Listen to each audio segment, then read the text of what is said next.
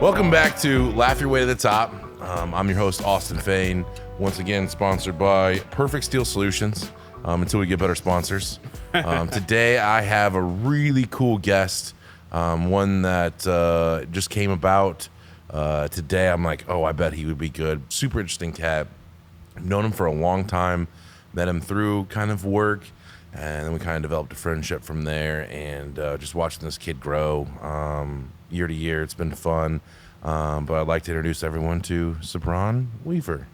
Hey, nice to meet you all. Yeah, I'm Seabron. I'm a kind of an entrepreneur, risk taker, a little bit of a tycoon in my own respects. But I'm the owner of Faze Construction first and foremost.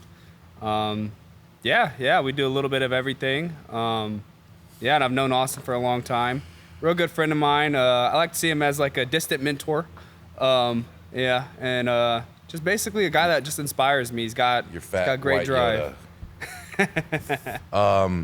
I haven't even seen you since you started Faze. Yeah. If you started by yourself, or you got a couple partners? So originally I had a partner, and I actually bought him out. Okay. And as you do with every other single business venture that you go into. That's how it kind of goes. Yeah, it's kind of how it starts. But still a real good friend of mine. Consider him my best friend. Still use him in respects as like a consultant and mentor as well. Did he start it before and then you came along? So he kind of started it before. The name was, but he wasn't really doing much with it. We actually were kind of tinkering around the idea of, so I own a detailing company as well. Yep, next level detailing. We were tinkering around with like, hey, partnering up there. And just I remember one day, you doing like a spinning wheel thing for, you could either get some money off of windows or a roof or detailing or whatever. So that was our first county fair. Okay. Yep, that was our first county fair. But yeah, he basically just came to me one day. We were in his office and he said, like detailing's great, but like, why don't we start a real business? And like it was a gut punch at first, and then I stepped back and I thought, and I was like, fuck yeah, let's do it. And just from there, it kind of just blossomed. What we saw in the market was, a lot of Joe Blows in the construction industry. And so we just decided like, hey, we see some processes that aren't seamless, they're not streamlined. If we could like fix these processes and put them into place, then, we could kind of fill a gap and basically a need that the market's needing. Okay. So. And what all do you do at Faze Construction? So primarily asphalt shingles, but we dabble in siding, windows, some gutter installation. We've done a few renovations and stuff. We started off as, we won't call it storm chasers, but if a storm hits, we kind of do a little skip to it. Yeah. So we started off like kind of navigating that process, and we've got it down to like almost the Q, to where we're really good at negotiating with the insurance companies, getting damage covered like that. But I would say this year we've been kind of moving into the retail market, which is a completely different beast. And how are you getting your leads when it's not storm season?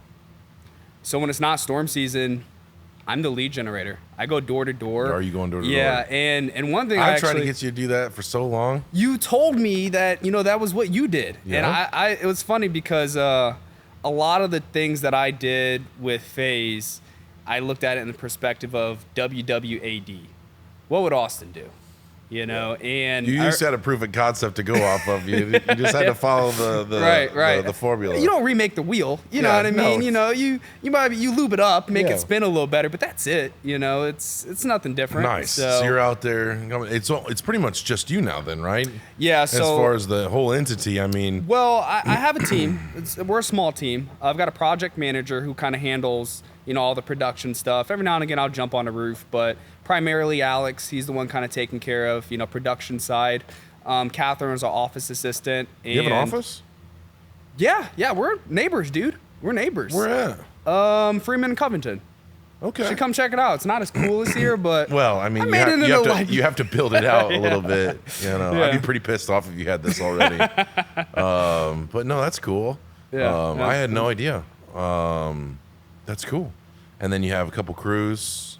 Yeah, we've got a couple crews. So we've got, I mean, we're subcontracting, obviously, but, you know, they're our primary crew, so they do all the jobs for us. Nice. Is it Amish, Mexicans, mix of both, Mexicans? Yep. You know, I'm a little bilingual, so, you know. Are you really? Yeah, yo hablo poquito español. Okay. Yeah, that, dude. just a little bit. That'll come in fucking handy. That'll come in fucking handy. Yep. Cool. So, And then, so you're running everything through Faze? Because you, I'm just guessing, don't have your GC. So my old business partner had his GC. So we really started running. He's still sponsoring that. So he still sponsors That's us. cool. I did that for a little bit Yep. before we had ours. Before I transferred, I had the measure guy. He had his GC and worked for us from day one. Yep. And it was technically ours. I mean, he was an employee. And then when he left, I had to go send someone else, but he had to sponsor it for a long time. Okay. The next guy, GC, I paid for that guy to get his GC, and then he left, and then I had to go pay another guy to get a GC. It's a tough test. Zach's taken it 5 times. Really? 5 times? I took it once and it was a gut punch, and I was like, I'm gonna go back to the books. He gets 68% every time. Really? He's only 2% off. I got a 52. Yeah. 52 my first time. Yeah. So that's not bad, but he got 68s every time. He only needs a 70% or whatever it is. I think 70, 75, something like that. And so like he's felt he needs it to do solar. Really? Okay. So you guys want to break into solar? Well, yeah, we've already installed a job and things like that. Yeah. But he wants to be in charge of all of it, and the only way he can do everything himself is have his license. So yeah. we're just trying to get that. So we're hoping to roll that out by the end of the year. We already installed one, so doing a proof of concept on that, and then getting all of our P's and Q's and figuring out if it's worth it to roll it out to the market. Since net metering went away, there's no real benefit to customers, at least in Indiana. Yeah. Ohio still has net metering, so we'll kind of figure that out as we go. But some people are going to want it no matter what. Right. You know? Right. Yeah. So it's like the how many top jobs have you 3? done so far? Probably we've done probably a few dozen. Dozen. Yeah. So I mean, and it ranges. I would say roofs, probably about a dozen roofs, but you know, we've done additions. I've done about 10 different trades, from concrete, foundation, or framing, the fire caulking, electrical, basically the whole gambit. And it really just came from, I was initially the project manager, and I remember calling like 50 roofing companies, like, hey, do you guys sub out? Do you sub out? Do you sub out? And just meeting with guy after guy after guy, and it was like hit or miss. And it came down to just contacting people that I knew in the market and just saying, do you guys have any subs you would let us borrow? And from there, we just built relationships and kind of grew from there. And a lot of dinner dates, a lot of breakfast dates. And I'm really happy with the crews that we have now. So about probably 10 different across all trades. But they're people I can trust. So nice, dude. Yep. That's sick. Oh, that's super interesting that you did all that so quickly. I didn't know, but why did if you want to talk about it, if you don't want to talk about it, why did old boy fucking skip out? I had the same thing. I had a partner at one time, and I wouldn't say he skipped out. He didn't skip out. He basically, at the time, he had owned 7 different businesses. Oh my god! And he was stretched just far and thin. And we were sitting one day, we're working out at the sauna, and he was just like, I think my best position in business is consulting, or at least that was a calling he was getting called to. And he was like, what do you think about it? And basically I was just like, dude, like, you've taught me so much, do it, And so he just same way we started Faze, and he was just like, all right, I'm gonna do it. So then he, like, within a month, he wrote up all the contracts and sold all of his businesses and just started up, it's called Vision Consulting. So we're actually still part of that. And yeah, I mean, I think from there, I knew about business as far as like for example, Next Level Detailing is the detailing company. You know about it. Yeah, I kind of want to like take the segue there because that's kind of where me and you met. Yeah. And because you were very successful at that. Yeah. That's kind of how you raised your family on for a long time. Yep. That was your bread and butter, and you have an extreme talent for that. Yeah. Like, Yep. I hate that that's gone now. I'm glad that you found better. It's not. For you, I hate that you're not doing it anymore. And I hear that from my girlfriend when we get our cars done. I mean, you see all the the nice stuff that I Yeah. bought right behind me, the blue Now I stuff see over it. there. Yeah. Okay. Yeah. What the hell Yeah, is dude, all that I stuff? went hard. Because Yeah. you're not gonna do it anymore. I was Right, like, I'm yeah, gonna go hard and buy yeah. all this stuff. So Yep. I'm cleaning all the box trucks and I'm cleaning all really? this stuff. So well, if you ever need help, we're weekend warriors now on I that. know. I actually recruited my old business partner. He came to me one day because I was at a point to where, I was talking. I was like, hey, like, I think I might sell Next Level, and he was like, dude, like, let me help you out, and basically. He said, I can operate weekends, and you do what you can here and there, and so now we kind of do weekend warrior shit. So Okay. It's smooth. It's smooth. Basically, I mean, with you, we were doing all weekend stuff, so I think that aspect of it has made it so that I'm not interfering with Faze, but it's realistically, 9 to 5. It's hard to find guys that don't just want to burn the clock, and actually come and work and do it good. Yeah. And don't do crack. Yeah. Sorry. But I mean, realistically, it's just tough. It's tough finding guys. You had such a huge talent for that. I remember when I first met you, I was sitting at the cigar bar. Rudy's. And, and I needed someone to come and do it. I just let go or fired my earliest confirmer. So I was doing not only the all the books and all the management and all the stuff and hiring and firing and project coordination and all. I was also doing all the confirming and the phone calls. And so I'd sit up there for long days just doing that over and over again all day long. And I didn't have time to clean the truck. Truck was a mess. Right. And your mobile detailing service came out, and then you end up doing like a bunch of cars. That day, and then I just kept on using you, and as throughout the years, as we got bigger, 27 vehicles now. Yeah. So Sheesh. we kept you busy, when you were doing that shit. Yep. And you had one of your biggest traits, besides being one of the most beautiful human beings I've ever met in my life. Is that your attention to detail for those things. I don't know if that translates into the Faze stuff, but your level of detail when it comes to that stuff was just crazy. Like, it was just next level. I mean, it's gay to say that, but it's just next level. I mean, it was so crisp, and it was so, I thought, priced well, and I was hoping you'd make a go at that and go big. Yeah, and realistically, it's still at that side hustle level. I mean, we've got a shop now. We're dibbling dabbling, thinking about pulling guys into, really taking the color changing and wrapped stuff seriously, ceramic coating things seriously, really just doing the detail. I remember the day you texted me actually and said, dude, I'm buying some detailing stuff. I was livid. I called my cousin. You're mad at old girl? Yeah, she called in sick. Said she was sick, and she didn't call one person. She didn't call one person. Yeah, there was one person she needed to call because and she didn't. And I remember when I texted her and I said, "I'm letting you go." It was like instant. She calls me up, not a frog in her throat. I'm like, seriously, Taylor. Sorry to say her name, but what the heck. But I was like, seriously. I was like. That guy, we've had business with him for 6 years almost at the time. Yeah. And I was like, he was a for lifer. And it was funny because she said, "You're firing me for calling off because I'm sick?" I was like, no, not at all. No, it's not that. No, everybody gets sick. Yeah, everybody gets sick. But one thing we're really big on is communication. Yeah. And that's something that has translated even over to Faze. In those processes, you have to be meticulous in those details.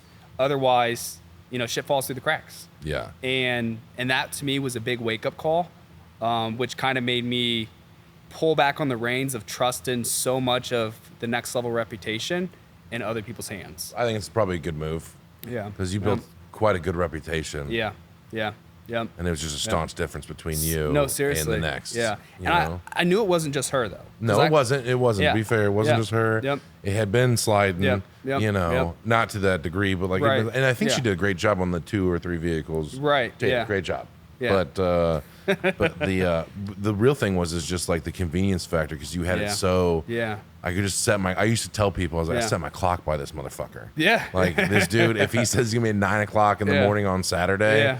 It meant 9. He fucking 8:45. 8:58 motherfuckers pounding at the garage door. And I'm like, I was like, dude, like, you were like the only person back then that I could count on. I'm like, it was crazy. Yeah. You told me one time, and I quote, you're like, dude, I can trust, I can count on you. I don't want to say trust. I can rely on you more than some of my best friends.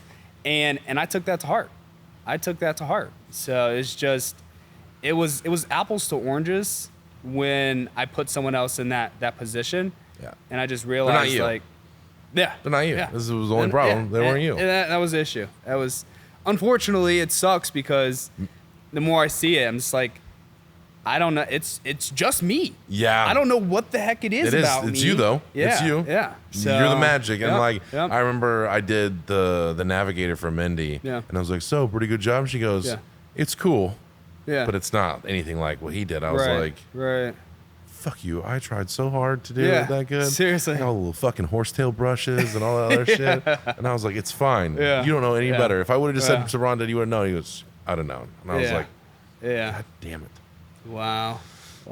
So, no, and then, you started transferring out of that and you went to, before that, you were trying to do some realtor stuff. Yeah. And, and I thought that, you're doing mailers and stuff. And I thought, I hope that takes off for him. Yeah. And then Christmas lights, somehow you got into Christmas lights. So we still operate the holiday light business. Okay. It's seasonal. Do you want to plug that?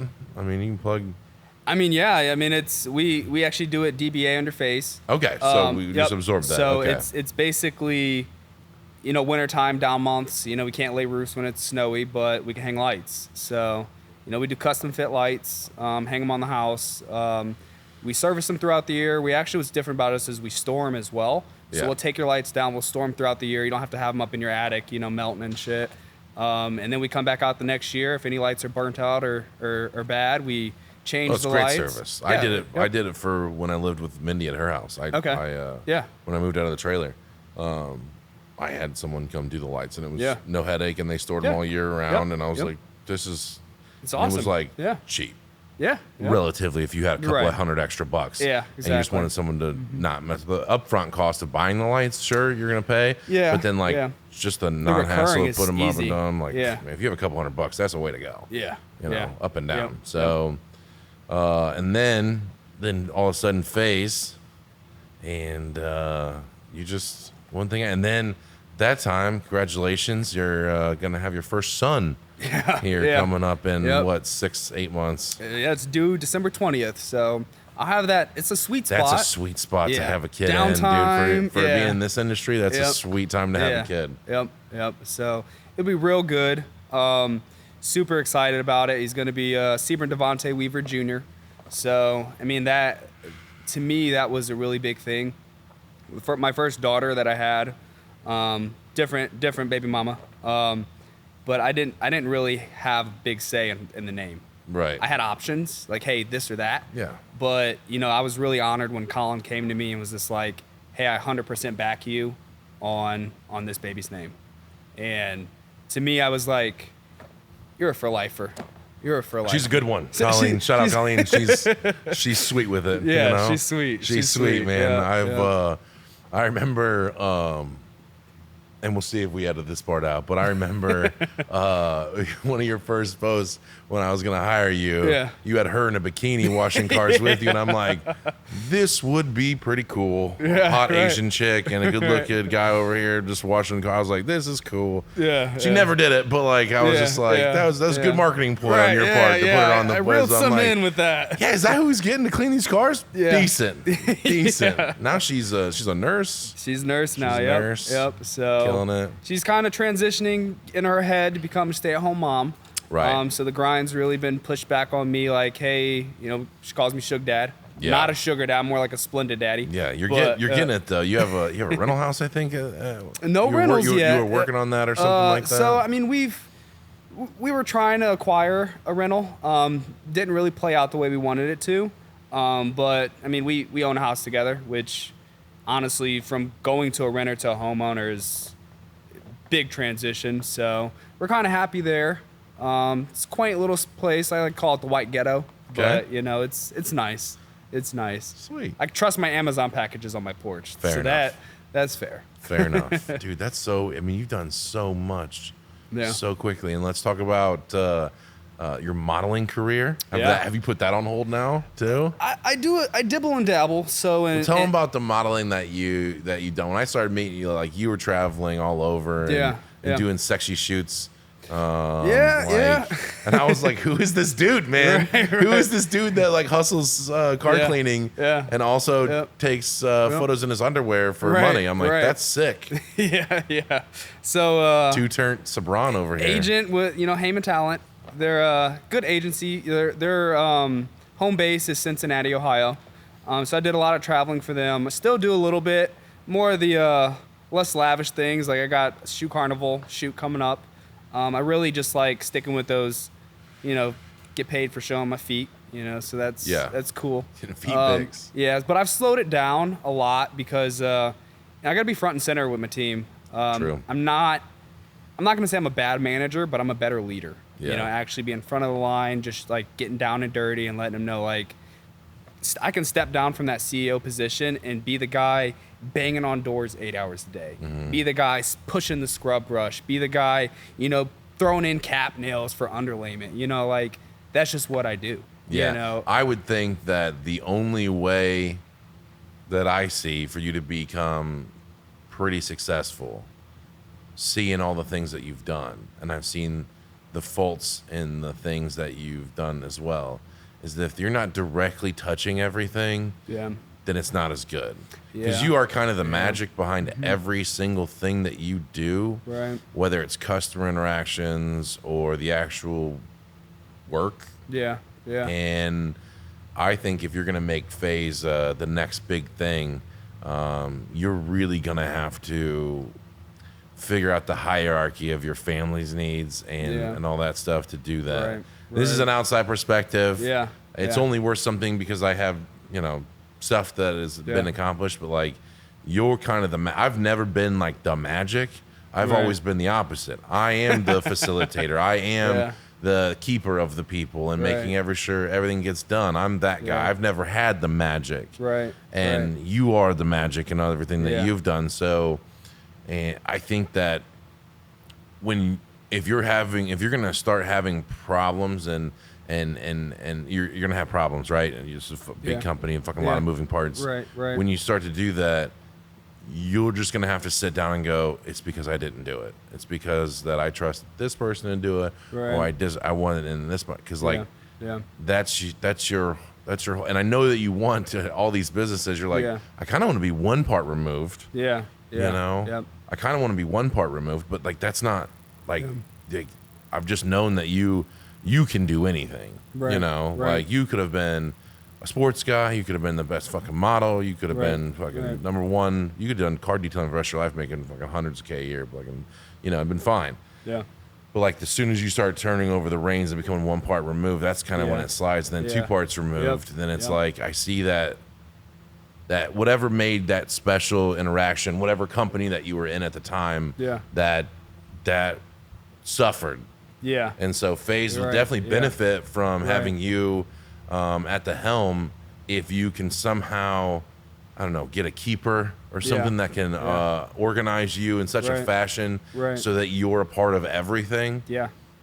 I think that you'll absolutely smash it. I think you'll absolutely smash it. With Faze, what's helped with me, I mean, yes, I am that magic, but I think, and I would say what's different, this is kind of dichotomy from detail into Faze, is I have tried to look for people who are smarter and better than me. You should always do that, for sure. At whatever aspect I'm putting them in. But it's my goal to set up a process and then audit that process. And just, I mean, sometimes you got to feel like a hound dog. You got to be And that's the way it works for most people. And I do believe that's probably the right way for 99% of people that don't have that magic.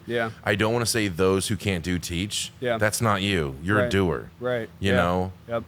I think that you've tried to do that a bunch of times with that kind of stuff, and I'm like, no, that dude has to touch this, and it'll be way better. Exactly. And I don't want to get you. I think you'll be successful, but the high level of success that you're looking for, Right. you're gonna have to find a way to interject yourself at every process, because that's what the people are gonna pay for in the phase stuff. Yeah. They want the clean cut. Right. They want the knowledgeable, level-headedness, and you're so good even on the back end after the job is done. Right. You're so good with the customer service. Like, you're like me. We'll lose money to make sure that they're happy. Yeah. So that way that you have future business. Like, you're really really good about that. Not just the short-term gains. Yeah. I really hope to see that the next time we have a podcast, maybe here later on in December, before old baby's here, I really would like to see the nuances or whatever that you run into and stuff. And I'm always here for you. Right. I don't do any asphalt work or anything like that, but the problems, don't kid yourself, I've run into them all. Well, they're similar. All you know of what I them. mean? Yeah, it's the construction industry. So whether it's metal roofs, whether it's asphalt roofs, which we could probably go to bat and say why the other one's better, but that's you probably don't want to do that one. I don't want to do that. You probably don't want to do that one.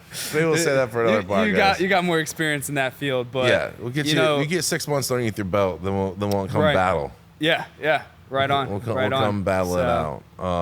There's good products out there for both. There's bad. It's more about the contractor and just not doing basic grade stuff all the way around. Yeah.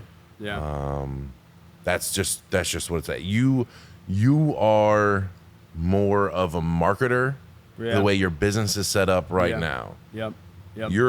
You are getting people their needs fulfilled with people that and you're bringing those people together and you're managing that process. And people will pay a premium for that to go well. Right. And that's how we started originally. Is like we just, I don't want to say sell paper, but like we put people that needed roofs, and we put contractors that needed work together. We picked a good product that I wanted them to install, and then we built upon that. Right. And then as you go through it, then you get more and more built out. I don't suggest doing all this stuff. Right. But like the people will pay a premium for that to go well. And you can do a lot more roofs and projects the way that you're doing it. Right. As long as you are managing that effectively. And it's hard because, like, my biggest thing with subcontractors, why we went to all in-house installing, is just because I couldn't keep a whole. We were doing so many projects, I can't be there. Yeah. So, like, I have no quality might be amazing one time, and the next time it's not. And they don't work for you, essentially. Yeah. And that's been really hard for me. And we suffered. I've lost millions of dollars over the past 6 years. Really? With doing that. And you're going to lose millions of dollars if you have in-house crews. But, like, I just feel like I could figure out the cycles a little bit better. Yeah. So that feast or famine sort of clause in our industry, I could steady that out. Yeah. And I think that I've, on the production side, having a project manager, which Alex, he had his own construction company before, and I kind of we had a long talk, and I sat him down. I was like, dude, just come and join me. Yeah. He's been my best friend since I was 12. Tight. So he's super knowledgeable, knows a lot more in that aspect than me, which is why he was such a good person. He's very meticulous on how he wants things done. He knows the processes. He knows, what's warranted, what's not. And then, so basically putting that together, he's really kind of taken off there. Yeah. Is he a tough dude? Oh, yeah. He's kind of a hard ass. You need that. As a project manager, being able to herd them cats. Yeah. Like, you need someone. Yeah. I'm too soft to do that. Yeah. I'm like, we'll do better next time, Me buddy. too. I'm very We'll do better next time. I understand it's probably hot and you wanted to leave, and that's why you left all these nails in the yard, blah, blah. Yeah. You need the person that's going to be in charge of those projects. You need to have a hard motherfucker out there that can bust balls and look out for the customer. Exactly. And I'm glad that you found that dude, and glad he was readily available for you. Well, it wasn't easy. He was very, I would say, apprehensive at first. Just, he knew his buddy who barely knew what caulk was a year prior to was just like, come do this thing we're doing. And so there was a lot of apprehension there, but I think after he started to see the process, that faith kind of started to grow. But I think my biggest struggle right now is sales. It's Really? like, and not making the sales when I'm on the front line, banging the doors, closing the deals, like, okay, smooth. Got Right. my numbers. I know that's what I my figured it would be. conversions. But like I've had appointment setters come in and melt. They've melted in their boots. Yep. You know, I've seen like emotional breakdowns. I've seen, you know, blame game. I've seen just flat out giving up. Salesmen, a lot of salesmen have been with you, and I'm like, you worked with Austin and you don't work with him anymore? BS. Like, there's something up with you. Yeah, we did the math the other day. I've only had 6 to 8 people that haven't worked out in sales since inception. Really? So if they haven't worked out, there's probably a reason they haven't worked out. There's probably a reason. Yeah. And I call BS on that because you got a great place to work. Yeah. I don't think you make it hard for people to want to stay. No, Not at all. I've been really lucky to keep most of the people, but like, no, I think that you'll have probably more luck in the sales stuff because that's an easier trait to teach. The door to door is a nightmare. Well, that's how we do sales. It's a nightmare. It's a nightmare. It's a nightmare. Most of my competition suffers in that, and we do that really well. Right. And we've had Jimmy on the podcast a couple times now, and you've seen the passion, and you've seen how he cares about those people, and how he works with them through all this stuff. Yeah. You really, to make canvassing work, you have to have a person that does that all the time. Yeah. And it's really hard, and it's really hard to find those people. Then it's really hard to make them shine and keep them motivated. The life cycle for marketing and that kind of stuff is less than a year for sure. So then where's the bulk of your business coming from? Is it referrals? 98% canvassing. Canvassing, really? 98%. So what's the trick, dude? What's the magic sauce? Jimmy is. I take no credit. I was drowning. Like when I was in charge of everything, I didn't have a Jimmy, and I didn't have an office manager. I didn't have any of that stuff, and I was trying to do it all. I was drowning. The biggest thing that I can do, that I can probably tell you to do, and whether you do it or not, it's up to you, but the biggest thing is you have to do it by numbers. So you can't pay them. You want to pay these guys hourly. Yeah. You want to do it. You probably have. Yeah. Yeah. It doesn't work. No. It doesn't work. Nope. All my competitors do it. Yeah. They either pay them a salary. Yeah. They either pay them hourly. Right. All of my competitors. Right. I don't. Yeah. You're Okay? commission only. Commission only. Man. Fucking love it. You have to. Yeah. Because there's no way to manage that. I mean, we have 25 to 30 marketers at any given time. Right. And that's hard to manage. Keep that overhead, How are you going to keep them going over there and doing that? How do you know that they're knocking doors? How do you know? Yeah. Well, they either get paid for doing their job or they don't. Right. And it's gonna be a hard sell at the beginning to get someone to be like, hey, you want to do this for maybe a lot, maybe no money? Yeah. Because there's definitely times because commission. Yeah. You get $5,000 paychecks or you get $0 paychecks. Yeah. It's just gonna happen. But that's the number one. If you want to have any long-term success, and then don't believe anyone that comes in and says, "Oh, I'm the man at canvassing." Yeah. Never hire them. Yeah. You're gonna be tempted because you're like, "Oh my god." Yeah. If he can do 5 leads a week, Right. dude, that'll put me in. And your mind will just try to eat that up real quick, and you'll still do it, even though we've had this conversation. You'll still hire those people, Right. And like a year from now, you're like, I see what you mean. Like I should not hire anymore. But you don't. You want to get young people. You want them to get. You want to get them out of them working 40 hours a week for $250 at Subway or whatever. Yeah. And you want to teach them, how to grind and how to set good appointments. With that, don't take vets and don't pay them salary or hourly. Really? Yeah. And it's hard. Anytime that I feel good about an interviewee, 99 times out of 10, they don't show up for the second interview. I know. Yeah. They don't show up for the second interview. No. And I got to the point where I'm tired of paying for these Indeed applications. Like it's kind of the ongoing joke. Like if I get off the phone with someone and I look at the team and say, I thought he was pretty good. Yeah. They're like, he's not showing up. Yeah. And so, Let me give you some free game, okay? Yeah. Yeah. The second thing that changed us, I took Jimmy to, and you should probably do this if that's the way you're going to get lead generation. Sam Taggart, he is a door-to-door expert in the game. Okay, Sam Taggart. Sam Taggart, and he runs Door-to-Door University and all that other stuff. Going to a boot camp and stuff like that. Yep. You're going to want to go to one of those. And they also hold recruiting summits. Yeah.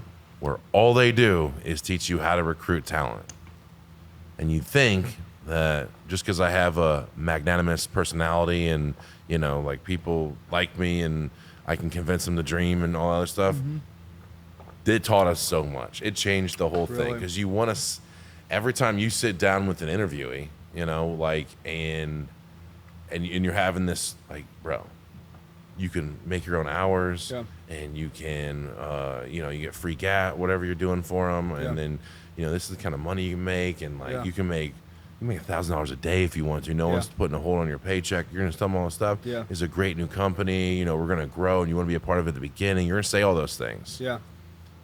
When you really shouldn't talk at all. Yeah. And it's so hard for people like us. I'm still suck at it. Jimmy's got it down. You don't talk. I mean, describe that.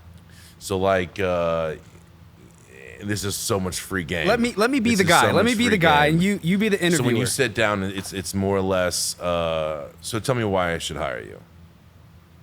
Well, I'm the man. Don't talk about your company. Don't talk about blah blah. Yeah. You know, but I got 5 other people, Seabron, that says they're the man too. Yeah. Why do I hire you? You got to drill these motherfuckers on the ground. Yeah. You have to. You want to be like selling the dream and doing all that stuff, and like, I got people that make, and you're gonna have some success stories to rely on. Be like, hey, I knocked this much, and this is how much I got paid. Blah blah blah.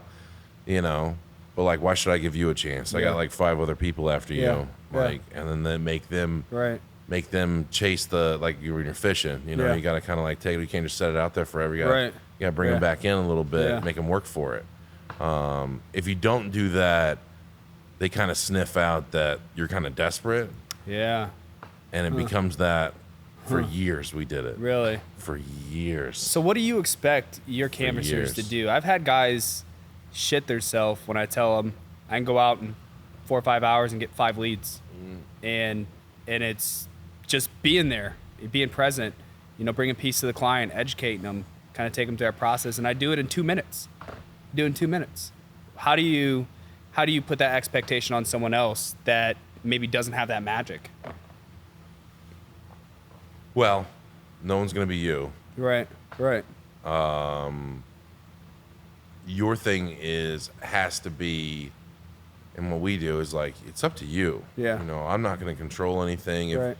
And I tell people in my interviews, even with sales and stuff, like, you know, if you need structure, this isn't the place for you. If you're a recovering alcoholic, this is not the place for you. Like, we have very little structure as far as you have to go out and get it. It's just chaos. Yeah. You have to go out and get it. Not chaos, but like, if you need someone to tell you when to wake up and when to leave the house and when to go here and how many things you should be hitting and all, like, we're not doing that. Really? Like, we'll retrain and we'll monitor and things like that, but we're not.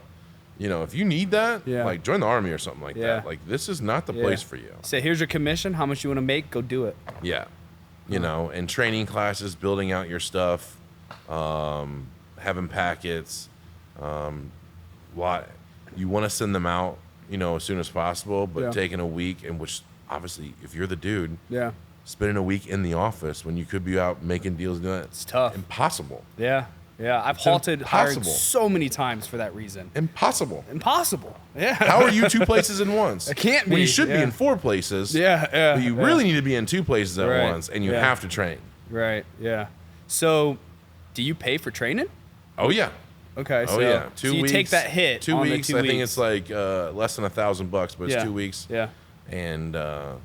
And they have to pass tests. We have quizzes and all that other stuff. They don't make it. They don't get any training pay at all. Yeah. You know. Oh shit. Yeah. Okay. And we tell them all that before they sign up. Yeah.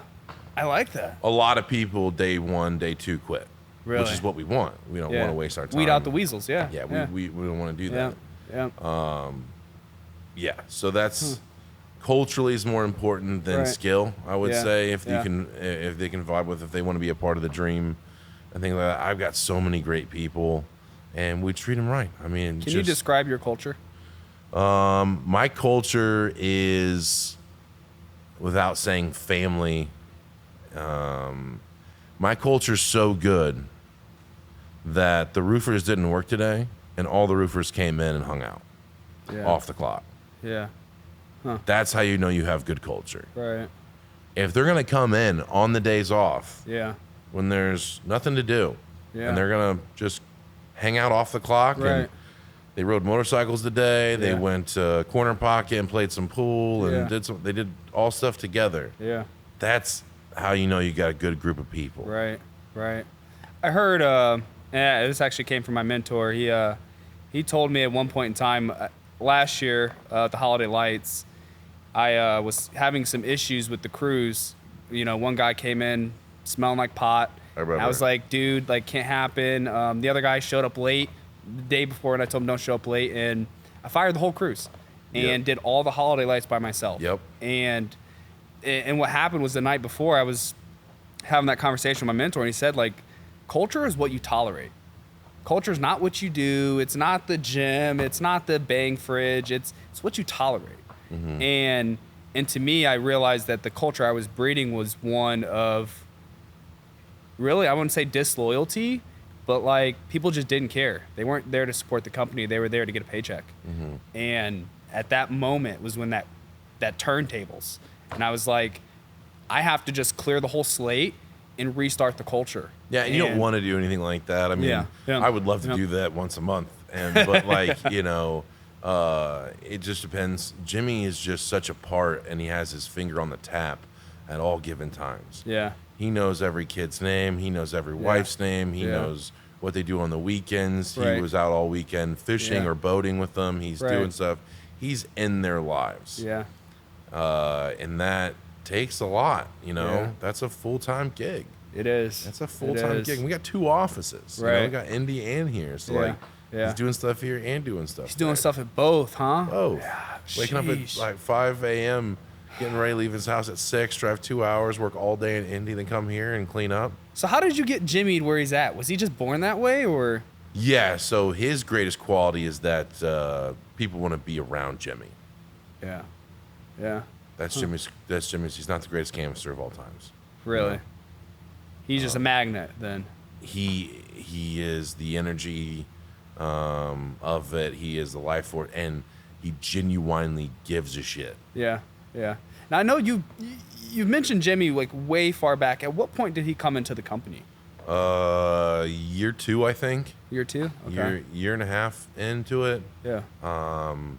He was working at a phone store, and he had worked in, you know, as you work up in the retail side of phones, you eventually get one step closer to the door, right? So like you have the rep, and then you have like leader of the reps, and then you have assistant manager, the manager, then regional, then eventually you don't have anywhere to go, and they start over again. They keep moving people up. And I told him that, and he could see the writing on the wall. I mean, like, how long have you seen the longest manager of a store?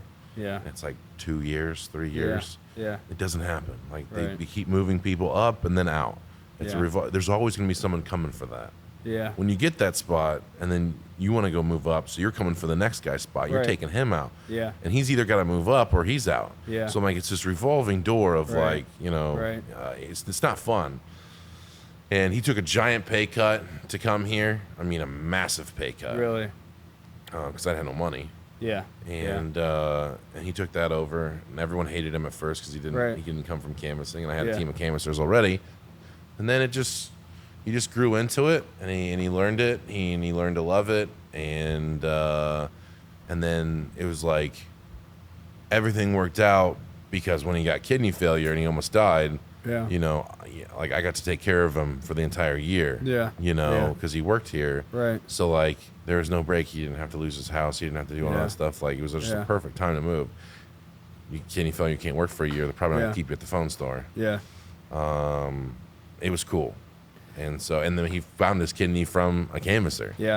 which was cool. We've talked about that previous episodes before. You invest a lot in your guys. I've seen it, just being around the shop for the last few years. You invest a lot in your guys. We buy them cars, we buy them houses, we buy them vacations, we buy them, every time they have a kid, we're there, How do you, what's the threshold that you qualify people to where you make that investment in them? Is that just you? Or is it? Yeah, that's the cool part of being 35 and an idiot. I can do whatever I want. Like with my money, I can do whatever I want. Yeah. So if I'm feeling it, I just do it. Really? Yeah. I'm at a point where it's already generating money. Right. If I leave for a month, it's still generating money, and so it's fine. So like I have that income to play with. I know that next month is just going to be pretty much like last month. Yeah. And so when it comes time to interject myself into someone's life like that, it's pretty easy. Like this weekend, I'm going to a canvasser's house and using my toolcat to level out his grass that's flooding his basement. Really? It's just like he was going to get charged $8,000 for somebody to come level out his grass, so it wouldn't flood his basement no more. Seriously. And I can just go do that. Really? Save him $8,000. So it doesn't even matter if they're fresh in the company. That's just how you roll. Yeah, I mean that sets a standard for if you need something, we're probably gonna have. I mean, as long as you have the company's back, right? Why wouldn't the company? And have that's your back? Culture. Yeah, and not everyone can do that as well. Like that's what I'm setting up for you. I mean, like right off the gate, like you can't buy someone a house right now. Yeah, you've done 20, 30 jobs, so like it's not happening. Yeah. But like as the things go and you progress, I don't need any more money. I paid myself the exact same as week 12, and then week 9 or 12 in the company. Yeah. I've paid myself the exact same. Never taken any more money. Right. And so I'm good. Yeah. And so I get to use that capital and put it into the people. Exactly. And that's why I also like canvassing rather than like spending money on commercials and TV and radio and billboards and all that other stuff. Right. Like you're giving it to people to work and to live instead of just giving Fox or whoever. Yeah. Shady marketing companies. They don't have to be shady. I'm not saying that, but I'm just like. In my day, I'm not going to say names, but they're not fruitful as they used to be. No. And so, you're going to give them, I got a competitor that spends $600,000 a year on local channels. Yeah. Yeah. And it's like, okay, I hope that works out. Right. But that's also hurting the feast and famine thing. Cool. You might get 80 phone calls during NCAA March Madness or whatever. Right. Right. And then what happens? Yeah. And it's 2 months on the road. You got to wait till Super Bowl now to get another pump. Yep. I don't know. The door to door is the way to go. To have consistent, reliable stuff. Sheesh. And it's That's really tough. It is super tough. It's a really tough game. Yeah. Right. Now, didn't you start doing door to door? Oh yeah. Like when you first started, I remember you told me I would knock, and I quote you, I would knock 200 doors. Yeah. To get that deal. I'm a dog shit marketer. Really? Like, I have no talent. Yeah. Like I said, the magic's never been within me. Like I've not been like, listen, Seabron. Yeah.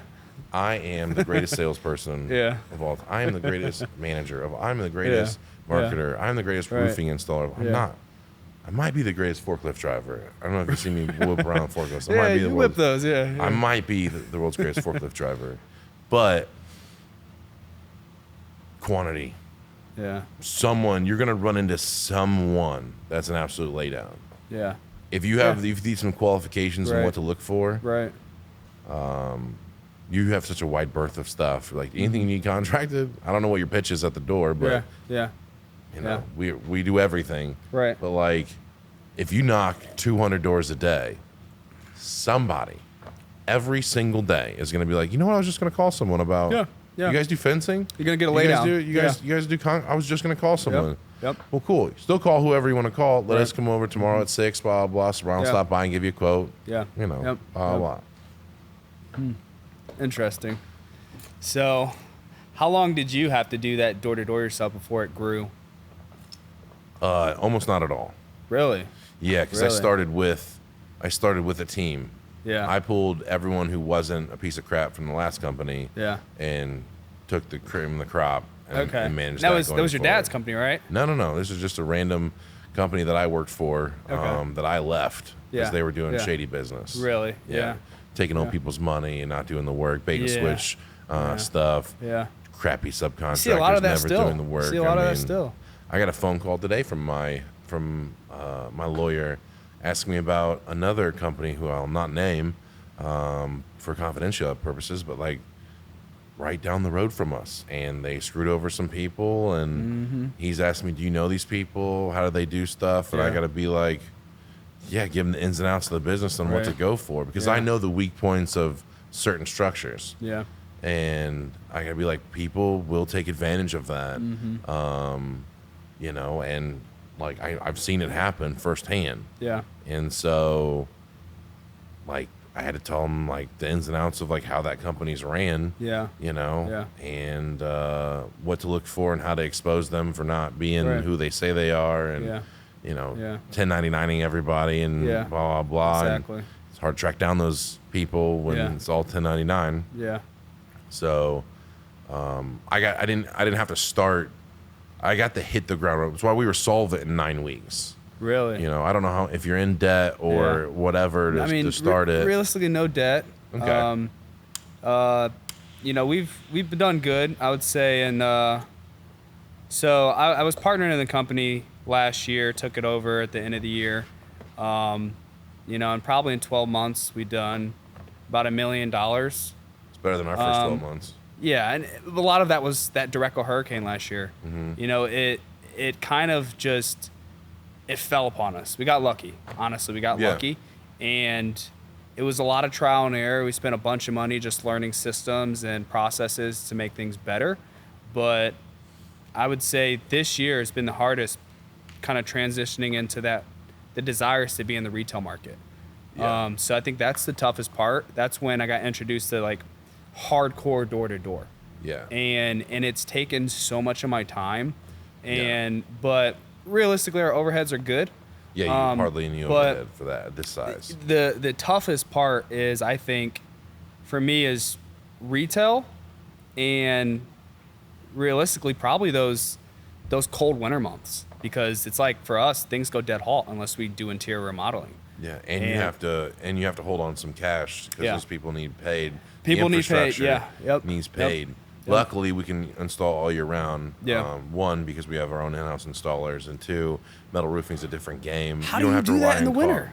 We don't rely on caulk, right? So the biggest game in shingles is that you need it to seal it on certain things. You can't use certain flashings and stuff for things because it's rubber. You need caulk and all that other stuff. So you can't do it in the wintertime. Right. We don't rely on caulk to make our roofs waterproof. How do you get the snow off the roofs? We brush it. We have backpack blowers. No shit. Absolutely, bro. Absolutely. No way. Absolutely. Dude, I like that. Absolutely. I like that. All year round. Wow. You know. Wow. Yeah. All year round. If it's not active snow, if it's not falling, then we just brush it off. You're good to go. The other part of that is, I mean, I don't know what kind of felt paper. Do you know what felt paper you use, or is it just? We don't do felt. We don't do tar. We do. So we use Rhino underlayment, which is the synthetic underlayment. That's a good one. I was gonna say I think that's the same thing we use. So like, one of the benefits of using that synthetic, even though it's quite costly, is that it allows the roof to dry out. So you don't want to trap that moisture. If you're doing tear-offs and stuff in the wintertime, is still a no-go. Yeah. Because you have to use ice and water, and that's just 100% no breathability whatsoever. Yeah. So tear-offs are a no-go. But for layovers and things like that, we can use a synthetic, which will allow the under roofing stuff to dry out over time while keeping the 100% waterproof on top. Yeah. And a lot of people don't do that in our game. Yeah, I know. I mean, a lot of people Rhino just stuff comes from California or where? Well, it's sold by Owens Corning owns it. Okay. So it's like a subsidiary of Owens Corning. No, that's good stuff. So yeah, it's good stuff. I looked at that when they ran out, because I get all my stuff from overseas, right? Really? Okay. Yeah, I ship it from Great Britain all the way here. No way. It's hilarious because it comes with America on the side of it, like destined for this. That's where it's coming. Yeah. I'm the only person that uses that stuff for residential here that I know of. Yeah. And it gets shipped right into Ohio and then here. But yeah, so like that's the key to doing wintertime installs for me. Right. And then I also have the window game. Yeah. With a steady supply of windows in the wintertime, I can work all year round. Right. Because we're just taking a hole out, filling it with another window, and we can keep moving without a lot of disruption to the house. Yeah. So do you make your own windows? No, that's the only thing we don't make. We don't make any windows. They get shipped from Interstate, which is just a custom window manufacturer out of Pennsylvania. Right, okay. Their claim to fame is they did the windows in the Statue of Liberty. Okay. which is cool, but like whatever, you know, like yeah. they're really good, but they're just a custom window manufacturer. Really? All of our windows are custom, every Okay. single one. Yeah. We have no Yeah. stock whatsoever. Okay. And I have really good window guys that Yeah. install that stuff. Is their turnover pretty good? In Window, like manufacturing? not during COVID. Really? Hell no. It was 20 crap? weeks. Yeah. 20 weeks. Sheesh. You know, now Sheesh. we're back to 6 to 12 weeks. Okay. Just standard for custom windows. Yeah. Yeah. 20 weeks though in COVID times. That's ridiculous. 20, 30 weeks. It was crazy. Wow. I remember calling Bushy's, which is the biggest name in town for windows here. Yeah. They have the nicest windows, and they have honestly probably the best installers and salespeople around. I talk very highly of them. Yeah. I called him, and I'm like, bro, I'm running to like 18 to 22 weeks lead time stuff. Wow. I was like, dude, can I have one of your manufacturers? Like, can you hook me up with some supply? He goes, Yeah. He laughed at me. And I was like, what's up? And he's like, dude, I would kill for 18, 22. We are 50 weeks out. Really? Wow. They were making windows for 2024. Like they had been that sold that much, and they've been that backed up. Like we won't see these windows forever, bro. You know, what the heck? And I'm like, okay, I Yeah. won't complain anymore. Right, right. So Wow. it was crazy. How did you guys deal with COVID? How did that affect That you? was our best year. Every year is our best year, but the COVID thing was cool. I would have been in your shoes, Yeah. absolutely fucked, Yeah. because I would have relied on a supplier. Yeah. You know, your shingle people. Right, right. If Yeah. they shut down their supply chain issues, then Yeah. you don't have product. Exactly. Whether it's the Rhino, whether it's that Yeah. kind of shit. You know, and then crews, depending on how they feel about the situation, Yeah. how they were Yeah. in there now. At that time, I had just had the factory up and running. Yeah. I made all the stuff myself. I had no help in here. So Really? it was just me. I remember seeing you bend in metal. So I could do everything myself. Yeah. I didn't have to shut down. Right. The guy had one truck driver. He could deliver the metal. That's no Yeah. contact. Right. And then the Amish never heard about COVID. So they installed Yeah. the roofs. Yeah. Yeah. During that time, it was great. Yeah.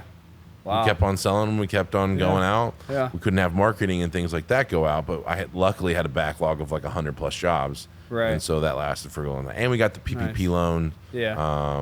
which for like, I don't know, 12 to 18 weeks or something like that paid everybody. Right. Yeah. Do that. Yep. Yep. So that was pretty cool. Yeah. And windows never stopped, right? Yeah. Like, hey, don't No come contact, yeah. Don't come to my window, guys, and don't ask Right. them questions or don't do anything. Yep. Just let my guys install Yeah. windows. 6 feet and you're good to go. 6 feet gutters on the outside of the house, no problem. Yep. Yep. Wow. It was just really, I'd have been screwed. Had I not Yeah. made the switch from the business model that you're doing to Yeah. mine, I'd have been absolutely screwed. Because I had a Really? lot more infrastructure. Yeah. I didn't have one project manager and an office lady. Yeah. I had like 15, 20 people on salary. Sheesh. And so that Yeah. would have just smoked me. Yeah. Man, I couldn't imagine It would have that. smoked me. I don't want to see your P&Ls. It was smoked me. No, my payroll's about $120,000 a week. Okay. A week. A week. I know that you thought it was a month. It's a That week. went over my head. Yeah, $120,000 a week. Wow. Wow. Yeah. Yeah. It's nuts. Sheesh. So from 0 to where you're at now, like, what was the biggest factor for you? Like, what was the biggest growth factor? If you could just narrow it down to one thing. That's interesting. There's a couple things that I guess I would answer this differently. I would go, there's more stuff that hindered me than that hindered the growth than gave way to it. And Yeah. I think about those more often. I think that's an Right. easier question for me to answer. Okay. I don't know what the secret sauce would be to being like the greatest, like, Yeah. up. It's been steady. Yeah. It's been 20% a year every single Right. year. Yeah. Like, it's not like we didn't go from like 1 to 10 million, you Right. know? Right. I would say put $0 into lead generators. 0. Really. Not $10, not $30,000, not $100,000. Yeah. 0. 0, huh? Huh. And that's all lead generators, like Google across the board, social media Don't care across what it the is. board. Anything. Google, you got to pay something to be on the board. Okay. Yeah. I put it at $500 a month. I pay that Right. every month. Right. I don't even rank top 20 probably or something like that. But to Yeah. be relevant, Yeah. I'm on there. I keep paying it. Yeah. Every once in a while, you'll see an ad for Yeah. me when you're surfing the web. Right, Doesn't do right. anything. Yeah. We get 10 leads a year from Google. I don't care. Yeah. That's just wasted money that you got to pay to play. Yeah. So yeah. Angie's List, Home Advisor, I got absolutely smoked in that game. Smoked. You can read about all the lawsuits Yeah. and stuff. They just the most shady thing that they were just making up leads, Yeah.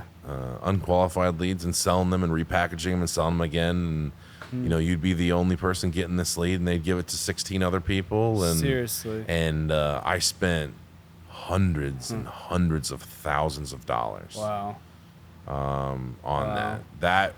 I could have taken that and bought more box trucks and Yeah. had more training Yeah. and more infrastructure. I mean, we Right. could have had the factory earlier. I could have done. Right. That was the biggest herder because you get scared Yeah. in the position that you're in Yeah. every time. You're like, all right, I'm almost done with these jobs. I need Yeah. more jobs coming in Yeah. now. I Right. don't need them 6 weeks from now when I train Yeah. all these people and they go Right. out and start making money. I need it now. Yeah. And so you just get caught up in going, I can just pay Home Yeah. Advisor to give me 30 leads a month, and Right. that'll be something good. I'll at least sell 5 out of those. Yeah. You just get smoked. Just get smoked. You huh? just get smoked unless Yeah. you Yeah. know, Right.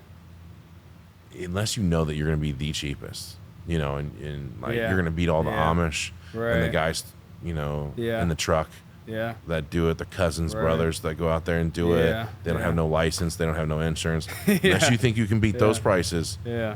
do not. Do not At play all the game. Yeah. do that at Wow. all. Yeah. I've spent crazy amount of money. Really? Get a good website, spend the money, Yeah. and then do everything that's free. Okay. Self canvassing's free. Yeah. Self promotion's free. Right. And, Right. put it on your Facebook. Yeah. Colleen puts it on her Facebook. Yeah. Your family Yeah. puts it on their Facebook. Right. Right. It costs nothing. Yeah. Yeah. And you'll probably do just as well as spending $30,000 a year on Marketing. on those lead generation. There's so many of those. I mean, I got hosed by a Yeah. guy. Sheesh. It was called like Roof Engine or something at the time. Okay. I don't know if they're still around or whatever, but it was this handsome dude. He was like, I don't know, super white, like German, like Yeah. he seemed exotic, He would do these beautiful presentations Yeah. where he would show me these tunnels he will build for me, and that will be only for me. It'll run through these websites, it'll run through these click ads, and it'll basically be my own Home Advisor, my own Angie's List. Yeah. It'll make me money forever, and I'll own the. He fleeced me, bro. Really? I mean, I'm talking Jeez. $7,000 a week for a long time, too long. Sheesh. Because Yeah. it's like, hey man, you gotta seed that field before you can. You gotta stay with the bud. Yeah. Next month, they're like, hey man, Yeah. this is gonna be the month. You see Yeah. it starting to buy, Yeah. and there was nothing. Right. You ever get the we're in a learning phase? That's what I felt from marketing companies so much. It's always a learning phase. Well, all yeah, you gotta still- pay. We gotta learn the market and what Google wants, the analytics and all that stuff. It's all lies. It's all lies. But pay us along the way. Pay us like we're Yeah. producing. Yeah. It's yeah. all lies. Yeah. It's Yeah. all lies. And It's as like soon being as a you say, meteorologist. because they all believe in themselves, I'm the best, blah, blah, Yeah. blah. As soon as you say, I'll pay you for whatever I sell, I'll give you Yeah. 5%, whatever, I don't care, of the Right. deal. Right. They're out. Really. There's no faith Yeah. in them back Yeah. end stuff. Huh. And he fleeced me. Sheesh. Absolutely fleeced me. Sheesh. Right after, because I was already salty about Home Advisor and all the other stuff. Yeah. And I was an elite member, and I was paying $30K a month to be an elite member. And I was getting only all the metal roofing leads from 2 hours radius and blah, blah, blah. And Yeah. we Yeah. would get like Teresa Smith out of Huntington or something like that. Yeah. Yeah. And we'd go to the house. No Teresa Smith lived there. No phone number. We're going to go in No there. way. $150 for that lead. Sheesh. And no customer service really to talk to about it. Oh, I'm dude, sure. you have to fight them so hard to get credits and Yeah. stuff like that. I could go on Yeah. for days about that. I mean, Yeah. it was bad. So, but you're going to get desperate, and so you do desperate things Yeah, right, because you right. want the continuous growth. Yeah. Yeah. You want to feed your guys. If you have sales Right. guys, you want to feed them. If Right. you have crews that you want to keep busy and don't lose, you want to Right. feed them. Right. And so you get in this unhealthy cycle of trying to make it happen Yeah. through means that aren't proven.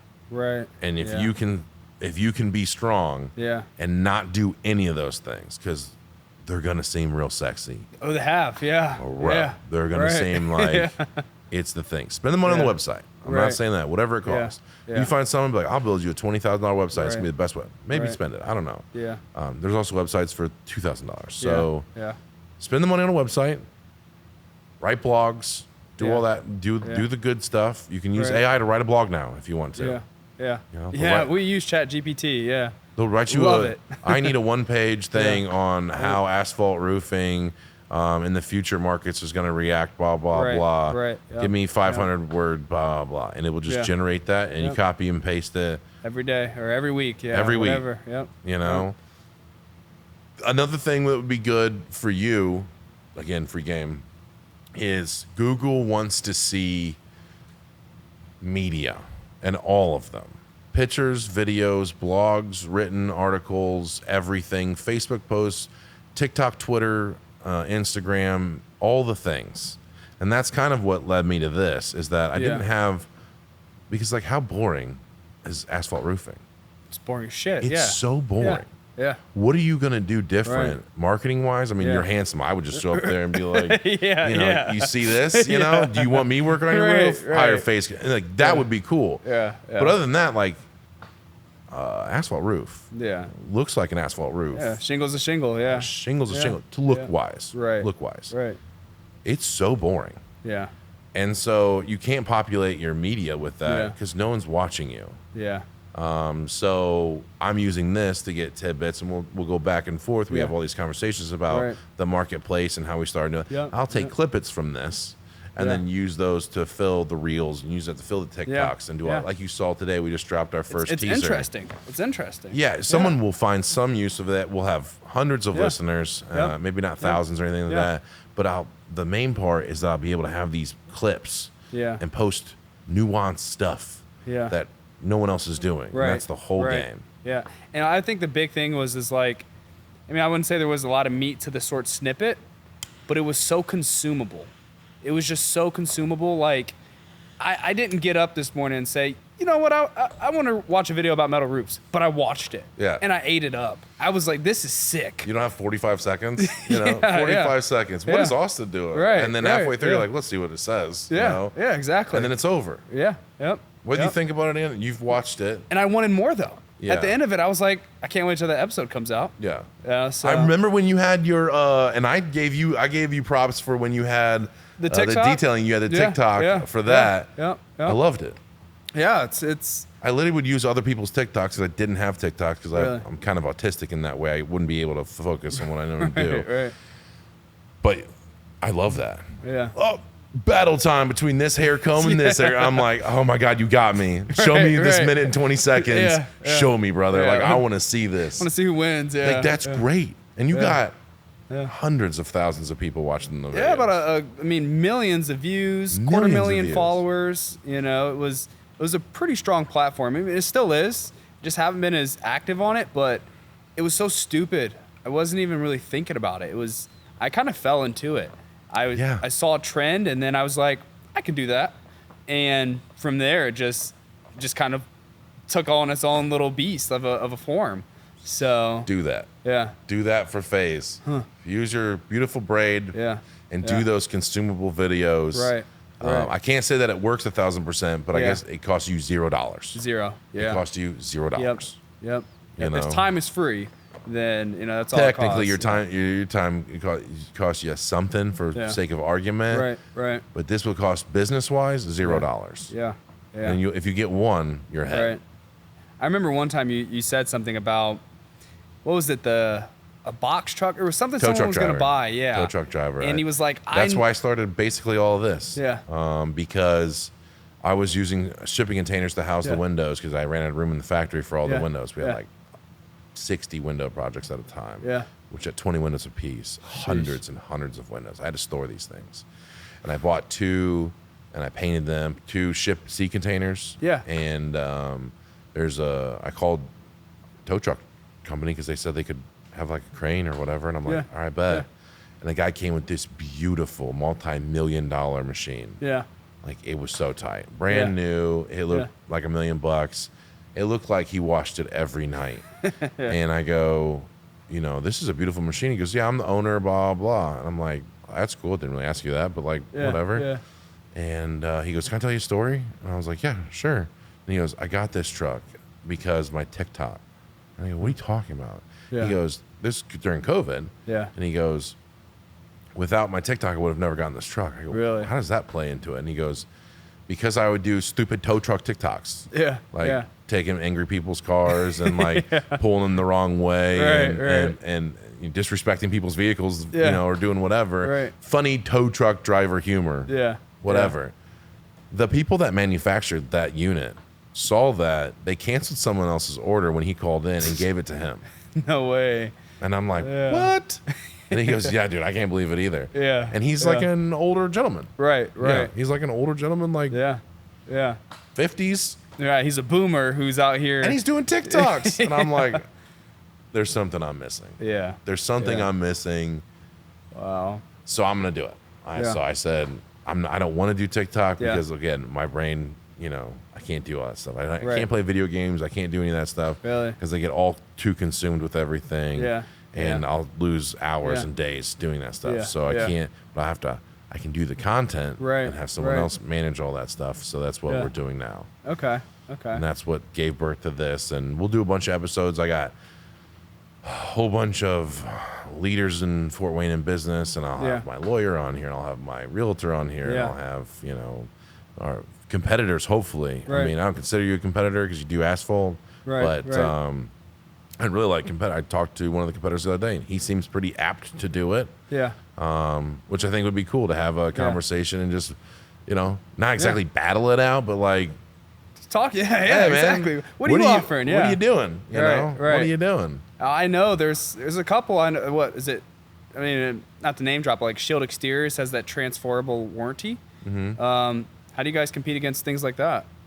Well, I think it's just a standard in metal roofing. If you're not offering a lifetime roof, then it's like, what are you really selling? You know, these roofs should be forever, Yeah.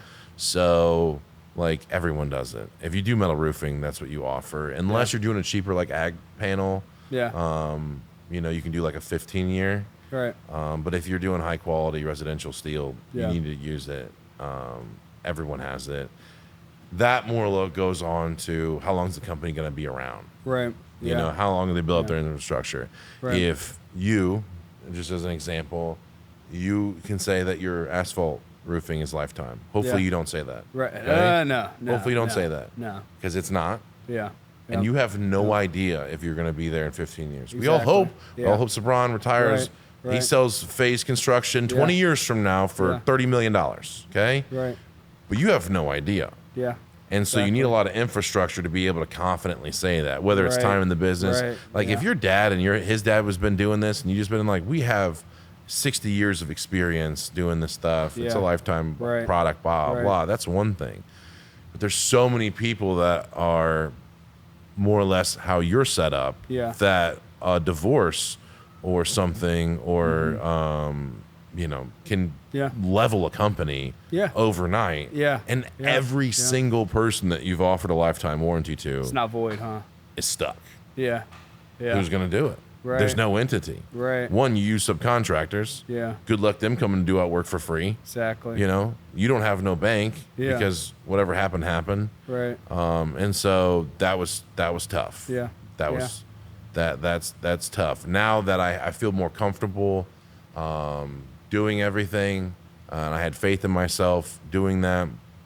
SDI offers warranties on their products. Yeah. And I contractually obligated when I was using some contractors for workmanship and all that stuff. Right. I did a good job of protecting the customer's good. Now, I'm not going anywhere. Yeah. I got 70 employees. I've been in business 6 years. We're $10 million a year. Right. We got $1 million building, $1 million worth of machines. Yeah. Technically $2 million building. Got it appraised the other day. Nice. We're not going anywhere. Yeah. Yeah. So what's your goal with your company? I mean, I know most companies are built for, passing down in the family. Yeah. Or, building up to where it's solvent, kind of how you are, and then exiting. Yeah. What's your strategy on that? This is a great question. I'm so glad I had you on. Thanks for being here again. So two parts to that. I don't ever look that far into the future. Right. I'm not concerned with exiting. A lot of my competitors that I'm even friends with that I won't name, they only think about that. You have to build it up to a certain amount, and then you offload it to somebody else, and you go on to do things, maybe real estate or whatever. That's the general game for people in our market. Yeah. I like this too much to quit this. Yeah. So I don't have a plan for any of that stuff. Really? Build it out, because my goal isn't money. Yeah.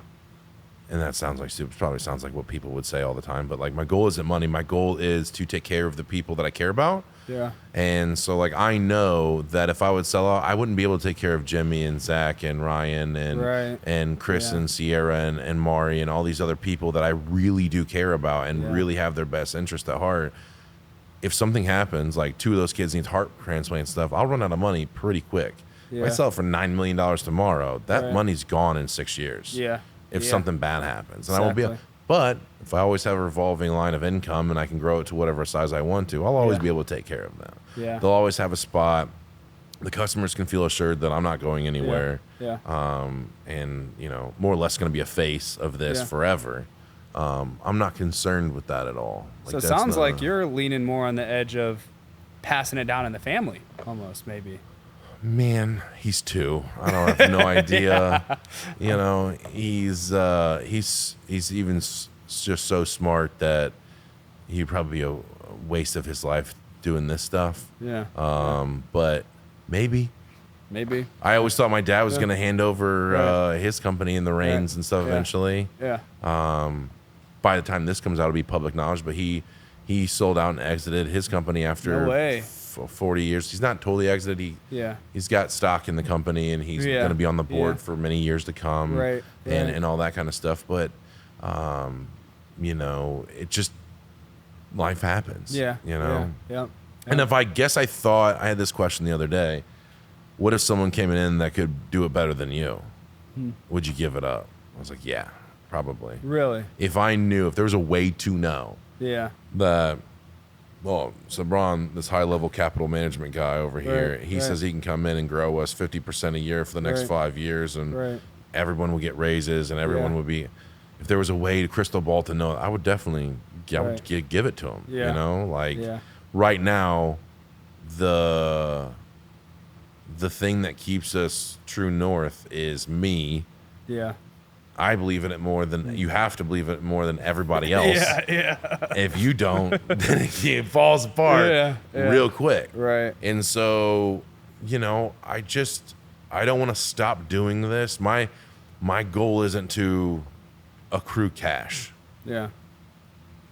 I want to make memories. Yeah. I want to build out people's lives. I got to watch. Now, when you get in business for 6+ years, you get to see families being born underneath your umbrella. Yeah. And that has a lot to do with you. Yeah. And that's the cool part for me. Right. People starting families, people buying their second house now, that they're their dream house. Right. Everybody buys their dream house 3 or 4 times. But I get to see that. I get Zach having a baby. Jimmy just had his last baby girl. Chris and Sierra on their second child now. All that happened within the umbrella of this. And whether or not they might not agree that it's because of me, that part, but they're secure in the fact that they have a place here and they'll continue to grow and make good decisions. And I'm not going to buy Bugattis and go off to faraway places and gamble with the company's future. And I think I just care about that too much to do. A good businessman would not do what I'm doing. They would build it out. They would get I read all those stuff about the acquisitions and all that stuff. I get people calling me all the time. Right. I had a guy recently, a couple capital firms reach out and go, how about we buy you out? They did an elevator pitch. I'm like, you got 30 seconds. Yeah. We buy it out, $9 million, you keep the building, and you retain ownership for the next 10 years. And you run it however you want to. Yeah. And I'm like, not interested. Yeah. Hang the phone. Most people would be like, dude, $9 million and you get to keep the assets? Yeah. Well, these capital firms, how they work, and it's just really good information. How they work is that they have like teachers funds, firefighting retirements. They have police 401ks, blah, blah, Right. blah. There's people that manage shit tons of money for people, Right. and they have to grow that fund. It's a stock just like anything else, Right. and they have to get bigger. And the only way to get bigger is acquire more net worth, buy Yeah. more businesses. And so what they do is they go to someone like me. They don't want to own any assets. They Yeah. just want to have to show growth, right? Right. So they'll come acquire me for $9 million. Yeah.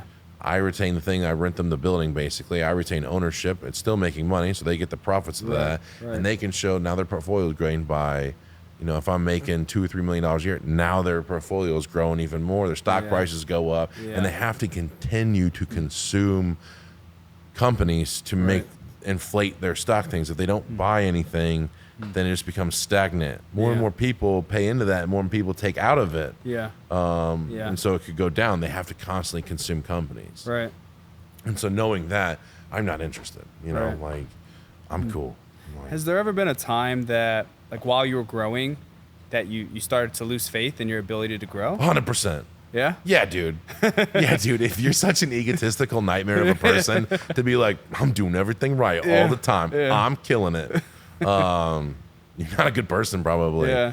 I don't know. Like, you can have quiet self-doubt. That's a Yeah. man thing. Yeah. Whether there's been a Right. bunch of times in your life, I'm sure, and a bunch of times in my life for Tons. sure, Every month. where you're like, I don't know. Yeah. Yeah. Am I with the right person? Right. Am I buying the right car? Did I go to the right college? Did Yeah. I interview at the right places? Did I Right. commit to a job that I shouldn't have? Did I buy the watch I shouldn't have bought? Did I, Yeah.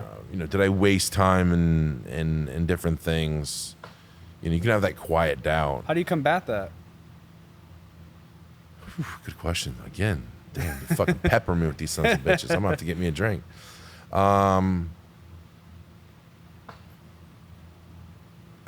Same reason that propels you. Yeah. Yeah. It's got to be the family. Yeah. Whatever your family structure is. Yeah. Because you don't have a conventional thing. Right. We won't get deep into that. Right. But you don't have a conventional family structure. Yeah. No. Right? No. Yeah. But there's people that you do it Right. for. Those are family. Yeah. Like the kids and Colleen and the newborn and like that. Yeah. That's your family. Yep. Yep. And so as long as it sounds so gay, I find like every motivational speaker ever, Yeah, you gotta cliche. find your why. Yeah. You know? Yeah. Yeah. And when I think of like, not committing or not taking a chance or nothing, been like, but what is Jimmy's life going to be like in 5 years if I don't? Yeah. Yeah.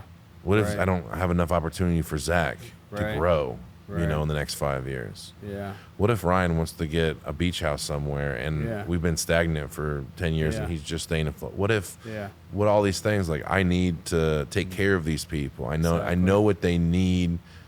I know what they want, and I have to satisfy those things. Yeah. And I Yeah. have to take care of them. Not everyone's pretty different, Yeah. like Yep.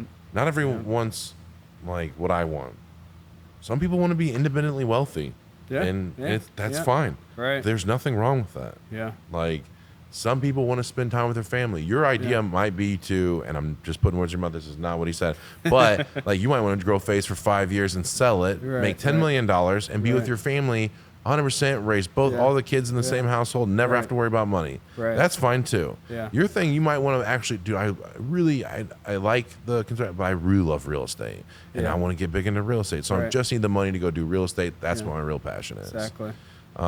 There's so many different aspects. I have to satisfy all those. Yeah. So keeping a good idea of like the finger on the tap of what people's lives, what they're looking for, Yeah. and then that Yeah. kind of drives me to where I need to go. Yeah. Like that's been when we was only 3 people. Yeah. The expectations very low. Right. Right. Yeah. What do you want? Yeah. I'd like to do a little bit better. Yeah. Cool. Let's do a little bit better. Right. And we did. Right. And then you go, all right, we have, we want to do a little bit more numbers. Let's hire another salesperson. Okay, Right. well, we need a little bit more leads. So let's hire some more marketers. Yeah. And then it goes back and forth. Yeah. Like, well, we need more salespeople now because they're doing more leads. And now we Right. need more Yeah. marketers because we're doing Yeah. more salespeople. And it just Right. keeps getting bigger. Well, I'd like to not manage this so much. So we need an office manager. And, after an office manager, we need a canvas manager, marketing Yeah. manager. And then we need SEO. And now we need Bob. Yeah. And it just keeps on growing. Right. And if everyone was cool doing not a lot, I would have just kept it, $1 million Yeah. a year. Right. I was making good Right. money, the same amount of money I'm making right now. Yeah. Yeah. And that would have been fine. And I wouldn't have all the headaches and stuff. But to satisfy everyone's need, to keep them engaged and keep them growing, I had to find out what they wanted and then build a company around that. Right. And it makes enough money. Construction, we're never going to run out of work. No, so it's about how hard you want to go after it. Right. Yeah. And then what's important to you. If Colleen wants you there every night at 5 o'clock, it's going to be a rough business. Yeah. Going to be rough business. Yeah. Yeah. I got salespeople that struggle because, their family life, it's really important to them that they have the quantity of time, not the quality of time. Right. They don't care what they're doing. They just want to be around the family all the time. Yeah. And it's hard for them to go out at 6 o'clock at night in an appointment and do all that stuff. So yeah, my people, they enjoy, and I think with my team, I want to change their lives. Yeah. But at the same time, I want them to enjoy their lives. Yes. So how do you grow a company when you're small, where we're at with a project manager and office assistant? How do you grow that company when they're 9-to-5ers and that's what you want for them too, but also to give them that growth? Okay. We're going to put a pin in that because we're going to go get refills. Yeah, let's do it. But that's going to be where the pinpoint is 9 to 5. Yeah.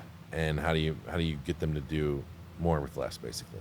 So we'll go back to your question was, and I'll rephrase it, was like, you got people that are 8 to 5, 9 to 5 people. Yeah.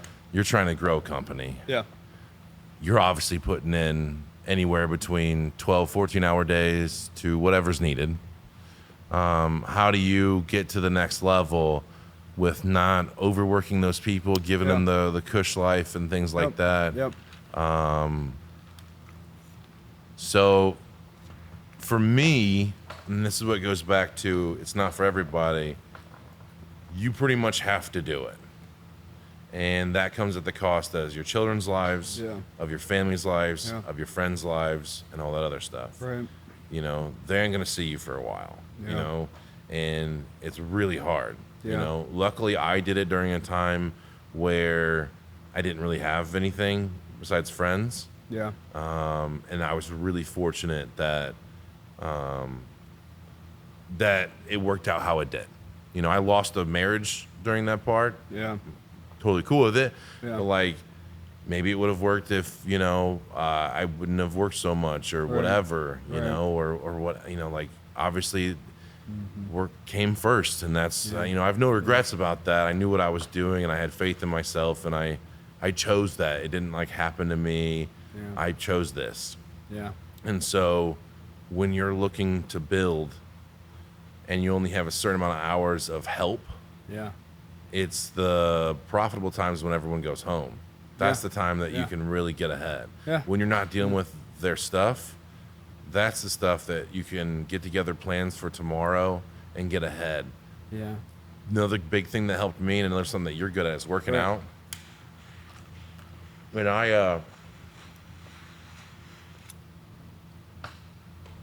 during my biggest growths, waking up at 4 a.m. and working out at 5 a.m., Yeah. I get done at 6:30, and a personal trainer is a cheat code. Goes from 6:30 to 8 o'clock. Ain't nobody there. Yeah. I'm at a 10, Right. There's no anxiety from anything. Yeah. You have all the energy. Yeah. And all your competitors, they're still sleeping. Yeah. And it was such a cheat code. Yeah. To be able to have that hour and a half every single day before one person came in, Right. that I could get a game plan on how to do a little bit more, a little bit better, get payroll done a little bit earlier so I could go do something else, go do emails that I should be doing, go reach out to a manufacturing company to learn, see if I can get machines, or do all the stuff that I would not have time to do when the customers need me. I need to go canvas, I need to go market, I need to go manage, I need to go interview, I need to go do all these things that you have to do during business hours. Right. That was like a cheat code for me. It was literally like, there's a good Will Smith video out there. Everyone's probably seen it, where it's like, the thing about me is if we get on treadmills, and stuff like that, you might be faster than me. You might be more athletic than me. You might be, but there's one thing is that I will make sure that I won't get off this treadmill before you do. Yeah. The drive is way more Right. than whoever else. You don't have to have the talent or the ability and all that stuff like that, but putting in that more of the effort in that morning time was killer. Huh. The meetings were better. Yeah. I'm not a big planner like Yeah. that. Right. Tomorrow at the sales meeting, we're talking about this. I already have it from last week, what we're going to talk about this week. Right. That's not me. Yeah. I'm like, there's a fire that happened yesterday. Let's talk about it. Like, that's my sort of thing. I don't have like a syllabus of things to talk about. You know, we didn't go over any talking points for this tonight. Right. 2 hours ago, I asked you if you want to be on a podcast. It's going great. Yeah. I don't think, you know, in those terms. Yeah. So the waking up early and staying late when people go home, that's when you can build more efficiently. Right. Right. Yeah. I think I'm really blessed to have Colin in my corner. Yeah. Because she really knows like how driven I am to be this entrepreneur. Oh, she's the best. And I mean, I'll come home like today. We were meeting for the podcast. So I came home a little bit early. I closed the deal today. So good for you. And but she was like, I don't care if you close the deal. Like, you're supposed to get 5 leads. Why are you home? Why are you trying to eat? And it was like, you need to go out there and eat. So like, I really love, because she really holds me accountable. She's awesome. Like, so, and it's just good to have a partner like that understands And that's rare. where I'm trying to go. And that's but rare. then also isn't like, you know, I'm very frugal with how I pay myself. I pay myself I know you are. meager I've seen salary. the Camry that you've driven over the last 7 years. Yeah, and I finally just gave that away to one of my buddies. Oh, you didn't sell it to my buddy that came out? He's a hustler. Oh, Matt? Yeah. No, that Camry, I've got it waiting in the garage for him. Oh, okay. Yeah, I'm like, he didn't come off the money I'm yet. like, when you're ready, Matt. I just texted him earlier today. I was like, yeah, it's waiting for you, bud. When you coming? But no, I'm just really grateful to have her in my corner and be able to be frugal and her to see it. You know, because a lot of people, you know, they get those operational funds. They want to see something. And it's their funds. Yeah. They want to see something. They want to see something. Yeah. Our cars are not getting better. Our house is not getting better. Yeah. Our kids Yeah. aren't moving fancier clothes. And you get caught up Exactly. in that. Yeah. You get caught up in It's that a real slippery slope. Slippery slope. And so I think I'm blessed to You are blessed. not be so money driven and more so process driven. Yeah. So like the first year, just a background on me and with Faze and a lot of my endeavors, the first year I didn't pay myself $1. Not only that, just to start the company, I took out a loan. And I was living off of my meager detail funds and I was biting the tooth, you know what I mean? Chomping at the bit, and it was tough. And I had to do that though, so that we weren't in that negative space. And to me, that kind of taught me grit and focusing more on process and not profit, you know, because realistically the money follows the process, you know, not the other way around. So Here's another tidbit since you said profit. Read a book called Profit First. I've heard of it. I It's a think great book. Traction, EOS stuff. Yeah. You're super hard for processes and stuff. Yeah. You should be. Right. Profit First is a great book. Yeah. And the main thing, you don't have to read the book if you want to, because I'll just give you this. Oh, I love it. is Yeah. like Yeah. you have to start doing profit now. It seems like Yeah. a great thing Right. to reinvest all the money, not Right. pay yourself, not Right. do whatever. Yeah. Profit doesn't mean pay yourself. Yeah. Yeah. But if, let's say, you're closing deals, like what's the average deal for you right now? So like probably our between- average ticket is about 12 to 'Kay. 15K. So if you're going to do 15K and Yeah. you're going to make, I don't know, $2,000-$3,000 on that or Right. whatever, Right. have a percentage, start another bank account Yeah.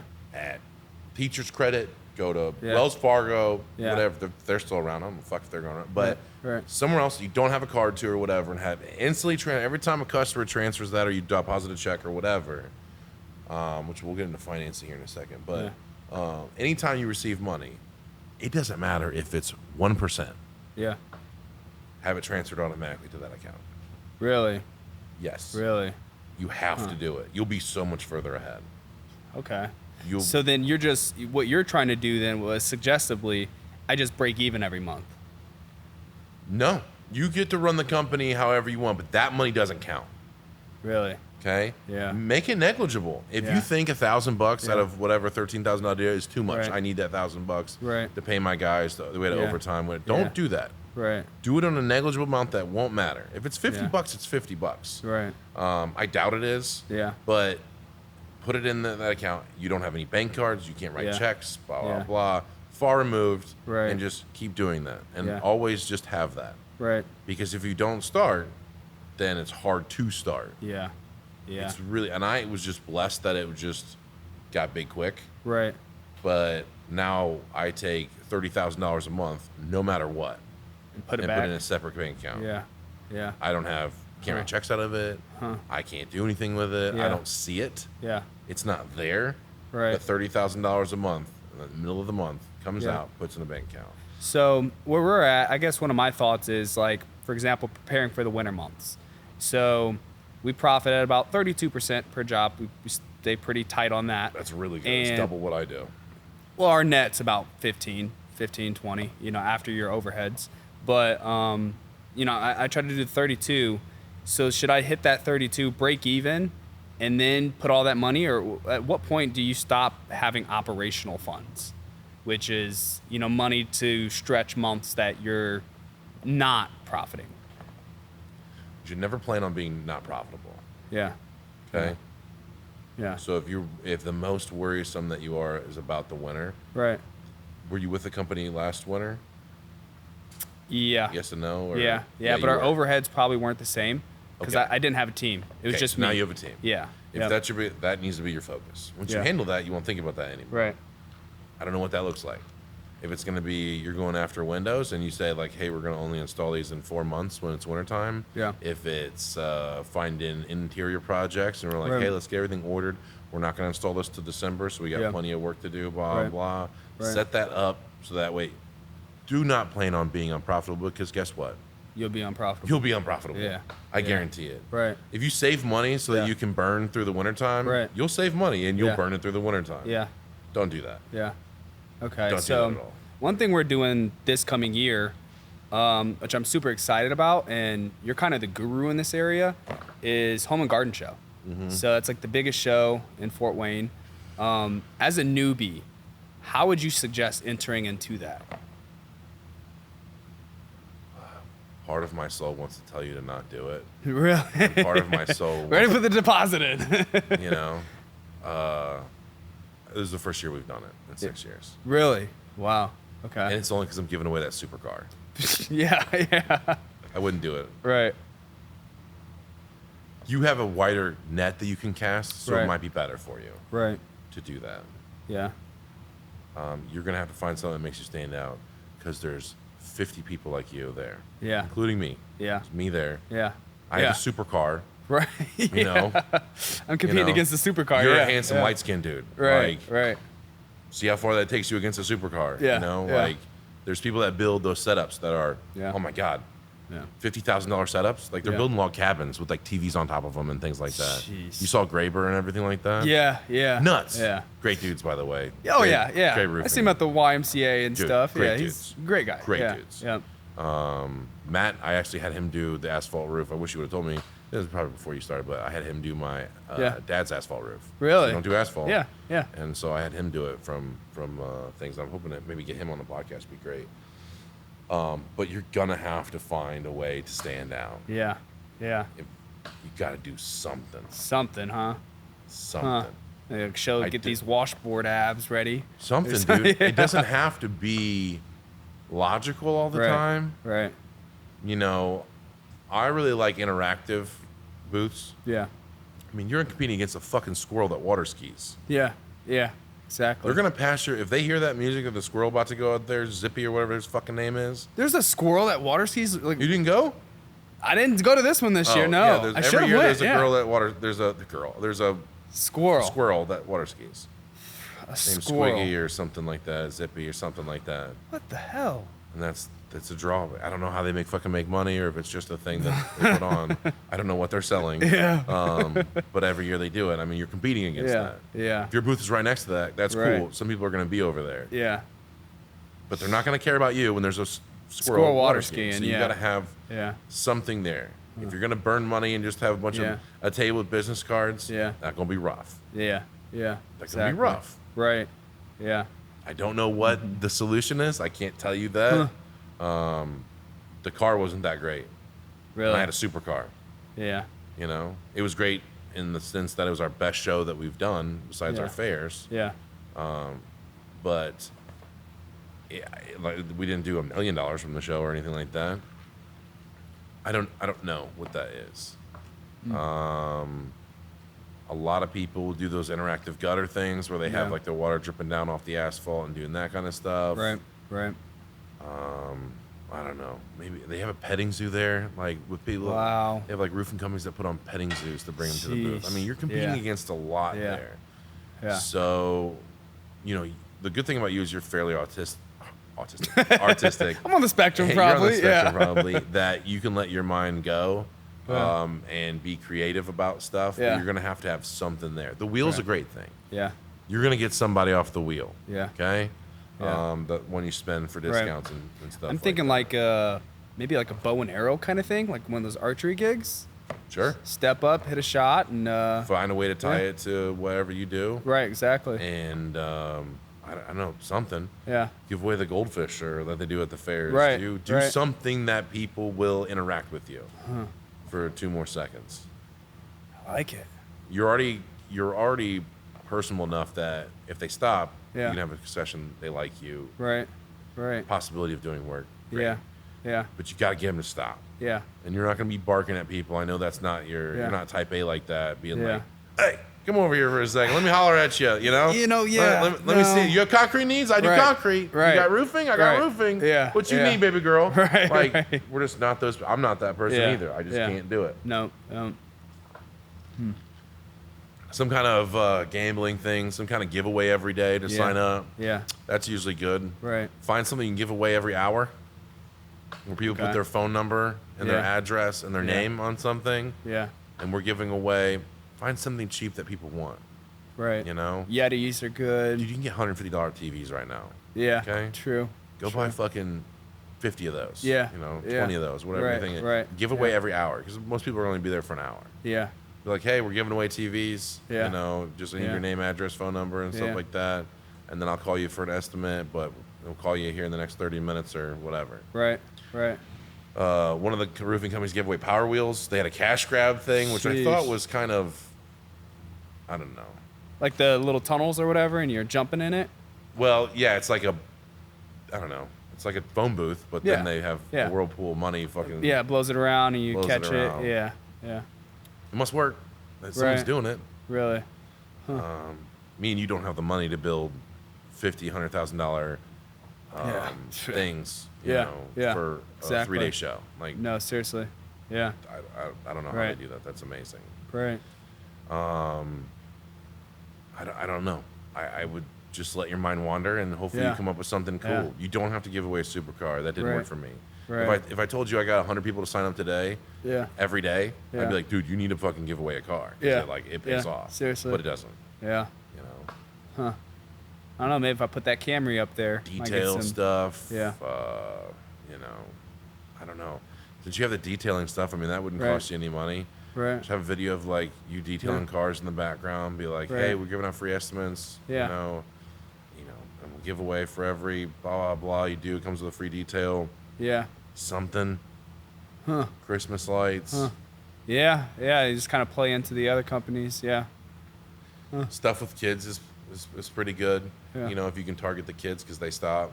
That was Yeah. a big thing for us. Like, people want to take the pictures with the Yeah. car. Right. Kids want Right. to sit behind the driver's seat, things Yeah. like that. Kids, you know, sandcastle or something Yeah. like that. We ordered Sandpit. like a shit ton of OC Panthers, the little pink Panthers, because we're preferred contractors through OC, so we got a bunch of just pink Panthers for kids, little stuffed animals. I think that'll kind of be somewhat of a catch. Yeah. But Did you put a company name on them?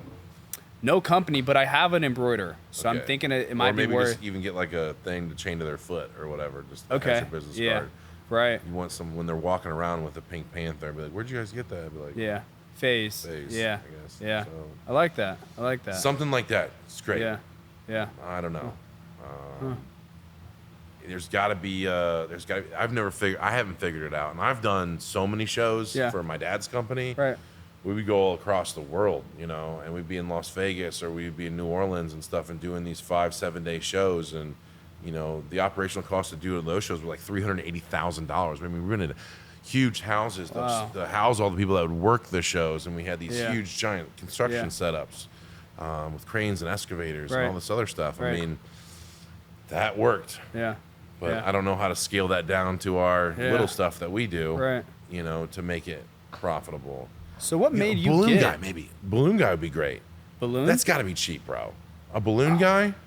Okay, like like doing like some balloon animals and shit. That guy's gonna make $200, $300 a day. That'll keep you there long enough to get that info. Someone's gonna be like, "What is that dude doing?" Yeah. Hey, oh, while you get your balloon made, I just want to tell you that I'm Seabron with Faze, blah blah blah, and go on your thing. Balloon guy. That's a good one right there. That's a good one. I wish I would have thought about that one. Well, balloon guy would have have a couple balloon guys there because next year. that's cheap. Yeah. And that keeps people entertained, Right. and they can just give it out. Yeah. Even if no one's stopping at your booth, people Yeah. walk around with these stuffed balloon things, and they'll be like, "What the fuck?" You know, like it's just cool. So what got you into the whole construction business? I know that's kind of left field. Floundered my way into it, I guess. Floundered? Dad fired me from his company. I was doing. I had just gotten into the sales portion. I had worked my way up pretty far, and it wasn't a really good fit. I wanted to try new stuff. I wanted to be nuanced about certain stuff. I wanted to use technology to do sales. I wanted to make it faster and leaner and more efficient. Yeah. I didn't want to do the same old stuff that they were. I mean, a day in the life of a B2B construction supply person is you have 500 people that you got to go see in a week or two, and you just travel out to the West Coast, East Coast, you know, wherever, and you just make a route and you just go visit all these people. You try to get a hold of them beforehand, but usually you don't get anybody, and you stop in, drop off a folder, see if you can talk to somebody.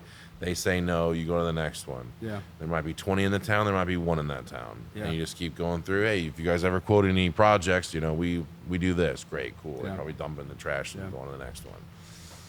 And I wanted to do other stuff, and I fought it real hard like I do, and it just wouldn't work out for them. So he fired me. I went to the car lot. After my severance ran out, I went to the car lot, and You're a car salesman? Yeah, and I just couldn't do it. Really? Yeah, my soul wouldn't let me do it. Yeah. How long were you in the car sales? Less than a year. Really? Yeah, less You than said a year. this isn't gonna work. Well, I'd have people come in and be like, "All right, Seabron, you need a car, cool, blah blah. What are you looking for monthly payment wise? What are you looking for? Cool, I pull it around, get you used to it, blah." The stuff that you want to do when you're at the car lot, and then it would just be like, "Let's see how much we can fleece these people for." The sales manager's like, "Start at $80,000 for this 2009 Ford Focus," and I'm like, "They said they want to be at $250 a month. I know we can do it. Just do it." And they'll be like, "Give them $350 and we'll put them in a high interest rate and we'll make another $1,000 off this." I'm like, Jeez. okay. And I would go back there and be like, "Hey, he's trying to fleece you for an extra $1,000, blah, blah." Yeah. What I want you to do is walk out of my office and pretend to leave and say, "Well, my last price is going to be this and this payment, or we're walking." And then he's going to agree to it. And you can't say, "I told you all this stuff." Right. And so I wasn't their favorite person there doing all that, because I was giving away game for free. Yeah. But I just couldn't take it anymore. Right. And so I never sold a car more than what it was listed for. Or anything like that. What it was worth. Yeah. And so I got fired from there. And then that same day that I got fired, I went to the cigar bar, the one that you found me at. Yeah. Yeah. And I had a person I knew at that time. They had worked at a company doing what I do, what we do. Yeah. Going door to door and selling stuff and blah, blah. Right. And he said, "I make great money." I was like, "Why don't you stay there then?" He's like, "Well, I got a family, you know, dinner time, picking up kids from soccer and volleyball, and I just can't do it. But I made really great money." I was like, "Well, I don't have any of that stuff. Let's do it." And then I did. I got Ryan was the one that interviewed me, and, you know, he hired me on, and, you know, I was making, you know, $20,000, $30,000 a month. Yeah. Yeah. Insane amount of money. Right. Crazy. I liked it. But then as the months grew on and the years, you know, I just found out that they were doing bait and switches, and they were just taking old people's money, not doing the work. They're since closed for obvious reasons. Right. Right. And then halfway through all that, I was like, "Yeah, dude, I'm done." I've got like 10 people calling me saying they're going to go to the news because you guys have fleeced them out of their money, blah, blah. And I'm like, I'm out. Yeah. And he goes, do you think that you can do this? And I'm like, I lied and said, yeah. And then he's like, can you run a business? I'm like, I lied and said, yeah. Yeah. He's like, can you get the money around? I lied and said, yeah. Yeah. And he's like, cool, we'll take the best people. I'll do all the sales stuff. You run the business. Yeah. And so that's kind of how it gave way to that. Okay. And And that was your business partner at the time? Ryan was the business partner at the Okay. time, yeah. So tell me more about that, because I know that obviously you took over the company, but why? Where was the falling out there? No falling out. It was what you talked about earlier. You kind of hit on it. How do you get people to do the 9 to 5 and grow? You know, when you obviously know that it can't be done. You can't grow 9 to 5 as rapidly as you want to. It's almost impossible. And so as a business owner, whether you own a restaurant or whether you run an Applebee's or whatever it is, like if you want to be on the top of your game, you're gonna have to put in more hours than when you're open. Yeah. It's just gonna happen. Yeah. And he wasn't interested in that anymore. Really? You know, my pace is hard. I mean, Yeah. I'm here when you guys were cleaning Right. the cars and stuff. Yeah. You're I here. was here. Yeah. I was working. And the whole week. Yeah. Yeah, I was working all week and then Yeah. on both days on the weekend and stuff like that. And that's not for everybody. Yeah. And that's okay. Right. And so he basically gifted me the other half of the company, and we since then did really well. Yeah. But he's still my best friend, still works with me Good. every day, still has my back in the same capacity. Yeah. Just way less responsibility. Yeah. He just kind of like swallowed his ego, it sounds like, and He never really had a good ego. He never had a bad ego about it. He was just like, hey, when we started this, you said it was going to be like this. Now we have all these people, and we're trying to do this big stuff, and we're going to have a manufacturing facility. That's not what I signed up for. Yeah. I don't want to work this hard. Yeah. And I go, fair. Now what do we do? He goes, I'll just work for you, and you don't make me do all the extra stuff. And I go, Yeah. okay. Okay. And that's what happened. Yeah. And so, and he got to focus on a little bit what his thing is right. I mean, when you're the owner, you clean the bathrooms and you go pick up people that are stranded somewhere, and you stay late and work on vehicles and fix stuff, and you clean up and you throw away the garbage, and you pick up job sites, and you do all that extra stuff that pays you zero. Yeah. Yeah. There's no monetary benefit at all to any of those things at all. But you have to do it. Yeah. And for a level of respect and care that people are going to take with your business, if you let it go, then and there's no job for all that stuff. Right. There's no janitor to go pick up checks, and there's no janitor or assistant that can go meet the bank and discuss terms and financing. Right. There's nobody to go to fly to Spokane, Washington, and deliberate over the types of machines and the way the rollers are going to be set up and the way the factory is going to be orientated and take out all these loans and be in. It's not for everybody. It's not for everybody. No. He was at least smart enough to go like, I don't want to hold you back. This is great. Right. I just don't want to. I would like to work whenever I wake up, and then whenever I want to go to sleep, I can do that. And you're not expecting me to do anything else. So what do you hate most about your company? Everyone hates something about their company. What's yours? What do I hate most? That's such a interesting aspect, because you don't go into work going, what do I hate about this? At least I don't. Yeah. People not taking care of stuff is probably my biggest pet peeve. I mean, you've cleaned the cars here. Yeah. After the roofers and the gutter and the window people. Yeah. And the drivers and the trucks and all the other stuff. I mean, I see it. you have nice shit. Yeah. But A lot of nice shit. But on the inside, they don't treat it like it's nice shit. Right. And so that's disheartening a lot of the times. Yeah. And that's why I literally bought all this stuff to do it myself. Yeah. I care more than they care. It's fine. They don't have to care as much as me. Yeah. But if I would get irked by anything, it's that. Right. Really. It's Your shit being they fucked ran up. into a wall with the trailer and didn't tell anybody. They ran the forklift into the machines and didn't tell anybody, and I'm just stumbling through. Yeah. The box truck's been broken for 3 weeks and told nobody, and they're just like, because we have so many box trucks, they just set it off to the side. I'm like, why are they taking that box truck out? I'm like, oh, it's broken. They're like, anybody got it on the schedule to get fixed? Or like, no. Yeah. Like, did you guys tell anybody? They're like, no. And I'm like, wouldn't that be helpful if I had another box truck ready to go? What if that one breaks? They're like, I guess it'd be good. Yeah. Okay, well, I'll do it. Yeah. I'll do it. I've learned that, like, as the manager in any aspect, you are the last person to find out anything. And that sucks. I think that's probably my biggest pet peeve is being the last to find out anything. And usually when you found out, it's in hindsight. It's not in presence. It's like 3 weeks later, you know what I mean? Or aftermath, you know, and then you're there hosing out fires, you know, and hopefully you don't get smoked. Yeah. You know, so yeah. No, I there's always that aspect for sure, but it's the not taking care of stuff for me. Yeah. Like, Yeah. this factory is spotless. Oh yeah, You dude, know, it's pristine. It's pristine. Yeah. I like keeping Yeah. care of my stuff. We Right. have really nice shit. We buy Yeah. top of line vehicles for my Right. people to drive. I want them to be comfortable and Yeah. safe. Yeah. I want their families to be comfortable and safe when they Right. drive. I want them to enjoy, you know, nice stuff and not have to work with old crappy shit all the time. Yeah. And you know, it's just they just don't think in the same way. No. You know, it's just Yeah. it's that would be the biggest thing that Biggest like, pet oh, peeve, they yeah. broke this today. And they're like, Yeah. Yeah. how did you find out? I'm like, I was trying to use this machine, it's broken. Right. Right. I think starting the company for me and in every aspect is like been that battle of burnout. And I think we talked about it, you know, here and there, touched base on it, but like, how do you deal with working 7 days a week? How do you deal with burnout? I'm different, bro. Don't be like me. Yeah. Don't be like me. It's not healthy. Yeah. Yeah. I'll just take an example for this week. Right. Right. Huh.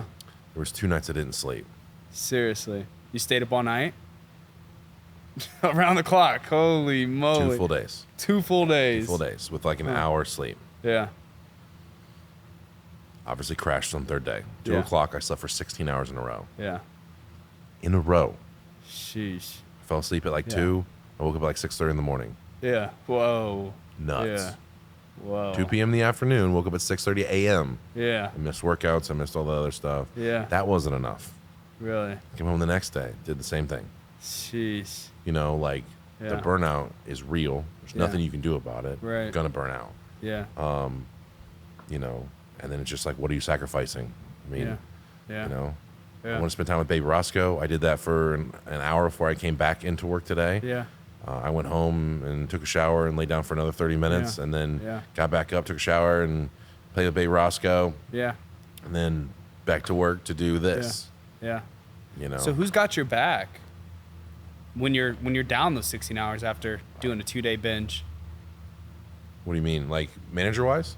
I mean, just like operations. Like when you close your eyes, like what keeps going? Is it like at what element can you remove yourself and feel confident the process? Sierra's is the still going? most one that I have the confidence in. Okay. She'll handle most shit that happens. Yeah. Everyone else has their strengths and weaknesses, but she's the only one that I feel completely competent to like handle things the right way or things that I would. How I got that to work was we worked back to back in the same office for 1.5 2 years, Really. which she almost murdered me. But we literally worked closer than this, back to back. Yeah. So she could Yeah. hear all my phone calls. She could see how I talked to all the managers. She could see every problem that came up. If we had a bad review, if we had a customer complaint, if the metal was delayed, if something happened all the way around. Yeah. She got to listen to how I would hear it, and then she got to translate that in later years Yeah. and handle that before it got to me. Really. And so she's really good about that part. Sierra. I think I met her. She's brunette lady, super cool. She might have called me. I think you guys went through like an audit, and she called me about some Yes. like some invoices. Yes. Yeah. Super nice. Yeah. Super nice. She's got it together. She's the most organized person I've ever met, and she just doesn't make rash decisions. Yeah. Like it's like, well, we could do that. Is that the best thing to do? Yeah. So take a second and let it Yeah. burn for a minute and be like, Right. all right, I think this person's the next person that I need to hand this off to or do this and blah, blah, blah.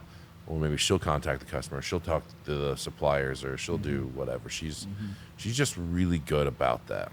Yeah. And then everyone else has their strengths and weaknesses, but that's the Yeah. part that, and I bought her a car this week. That's how much I, Yeah. you know. Appreciate yeah. that. Yeah. I mean, I bought her, Yeah.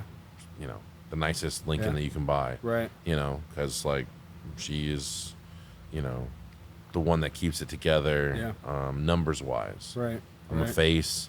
I'm a personality. I'm a workhorse, but like I don't do any number stuff. Right. I do very little. At what point in the company were you able to do more for your people? Because I think I have that same desire. It's just right now I don't have that capacity. I don't want to cannibalize the company. Yeah, you have to take care of you first. As soon as you're taken care of, then it's fine. Like my thing was fast. We had a hot burn, right? 9 weeks in, I'm paying myself what I pay myself right now. Yeah. I've never changed it. Right. And that was cool. I don't need any more money. Yeah. Would it be cool to make $500,000 a year? Yeah. Sure. You're right. But I don't need any money. Like, Yeah. it's fine. Yeah. The company has my vehicles and they pay my gas. Yeah. I don't need Yeah. $200,000, $300,000 a year. Right. I don't need it. Yeah. So as soon as you're taken care of, then there's extra money. Yeah. If you always need money, then you'll never have any extra money. Yeah. So then when you have Yeah. extra money, then you figure out and then why you want to do it. If you want to take care of people, just put them on, Yeah. If you want to be a Floyd Mayweather and just have a crew that you just pay for just to hang around, that's not profitable. Yeah. But there's some people that deserve a leg up sometimes that will be super profitable. Yeah. I can remember times with Zach. He wasn't our best guy by any line of the reason. Zach, the blonde-haired guy. Yeah. Yeah. He's been on the podcast as well. And he broke his garage door. And so like he's parking outside, it's the wintertime, all this other stuff, and he's just a child, so he didn't like know how to call a company and like get a garage. And I would just call up and go do a garage door for this house. I'll pay for it, blah, blah. Right. And they would take care of me. When he came home, it was a brand new garage door. And he's like, why would you do that? I'm like, I need to get done, take care of you, things like that. Right. Small stuff like that speaks volumes if you can anticipate their needs and what they want. Yeah. But it's not about how much, right? So I had Canvasser, this was years ago, and he would literally bring in $50,000 a week in business every single week. Yeah. Every single week. And, he didn't have the best credit. He didn't have the best family life. He didn't have his life together and all that stuff. For certain reasons, he couldn't rent, and he couldn't get a house, and he couldn't get an apartment. He couldn't get a trailer. Right. And he had a new wife and a baby, and they were living in places where homeless people would jingle their doors to see if they were open so they could come in, like, at night. Like, not great places. Right. And I bought him a house. Yeah. Yeah. That was part of our deal. Is like, hey, man, if you can hold your end of the deal up, I'll buy you a house. He's like, you'll buy me a house? I'm like, I don't care. Right. And so I went out with my own money, not company money, but my own money, and bought him a house. And he paid rent and everything. I took it right out of his check and things like that. Yeah. And then when I sold the house, I bought it for $50K, sold it for $100K a year and a half later, 2 years when he quit. Yeah. To go do another company and stuff like that. It worked out. I feel like I know who you're talking about. I've actually interviewed quite a few people that have worked for you. And it almost feels like a lot of workers are kind of whores of the industry. They get passed around. They do get passed. The marketers are. So what makes you keep a guy, and what makes you get rid of him? You'll learn to get rid of people a little bit faster as time wears on you. Yeah. Yeah. You always think that you can make everybody work. Yeah. There's a reason that they're there. There's a reason they put on your uniform and went out and worked for you at a certain time. You owe them something. Yeah. When you first start out, it's like that, and you just got to get hard. Yeah. Yeah. And that's it. I mean, there's no secret sauce. You can, if you're a numbers dude, you can probably figure out if they're profitable or not. Yeah. Yeah. But I'm not. Right. Right. I do it all by kind of feel. Feel, huh? And if you feel like they're producing and worth it, then you put some extra time to make them better. If you feel like they're not into it, then they're not into it. You don't do that. I struggled with that with the operations manager for a long time. I think we talked about that on a previous podcast where he would keep people too long. We had people, great people, good dudes, awesome dudes, very slow. Yeah. Even with repetition, never got it. Really? Gutters are not hard. No. Okay? No, yeah. They're not hard. Straight lines. You should have about 2 weeks of training on gutters and be like, I'm the best gutter guy there ever was. Yeah.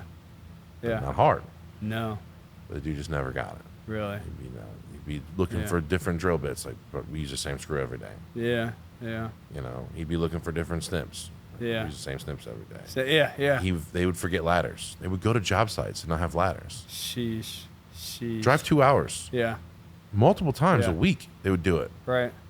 Yeah. That's an insane thing. That's ridiculous. That's an insane thing. There's no job here at Perfect Steel and you work out in the field that doesn't require ladders. Yeah. How do you go without ladders? Yeah, seriously. And twice a week, they would make 4-hour round trips and do For a zero ladder. work. They'd come back and clock out. They'd leave here at 8 o'clock. They get to the job site, try to start setting up, burn an hour or something like that, go look for a ladder. Yeah. No ladders. Really? They pack everything back up, leave at 12, come back at 2. I No paid them way. for almost a full day. They have completed zero work, burned a tank of gas up, 2 guys. Yeah. Wow.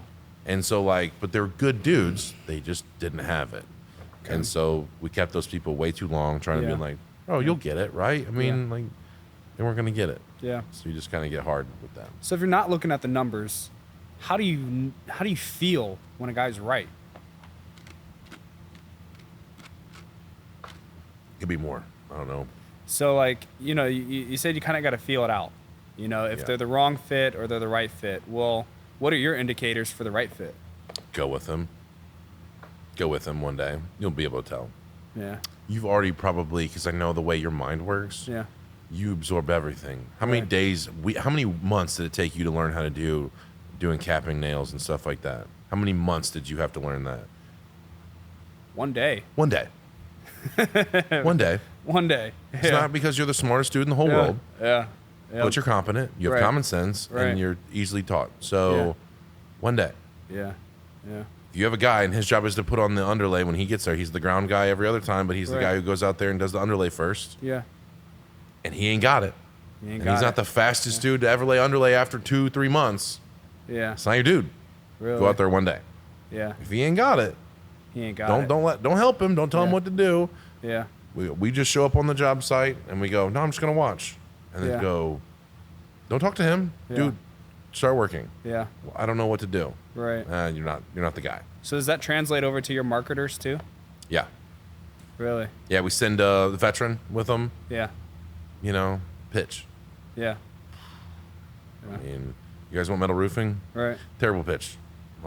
Yeah. Okay, we're gonna go out one more day. Right. This is the pitch I want you to use. Yeah. They go out there, they use it, they're successful, great. We go on to the next guy. That guy falls off a week later. We're like, hey man, one more time. This is the pitch. Go out there. He has some success. We say another week, and then after so long, we're like, hey man, it's not for you. Yeah. Yeah. So when you're going through your training process, like for example with your sales guys, you said that there was quizzes and stuff that they do. Is there hands-on? Like, we're going in the field today. Need you to get a lead. only what they do it second day. Second A day. lot of these guys, we build up so much excitement and stuff Yeah. that the second day, they're like, I think we got this. Yeah. Let's just go out and knock doors. If I have to knock doors, I get one that I don't have to do training. They're like, sure.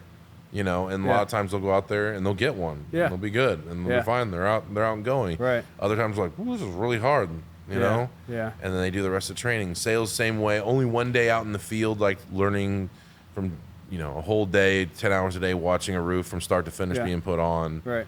Start to finish windows, start to finish gutters. Yeah.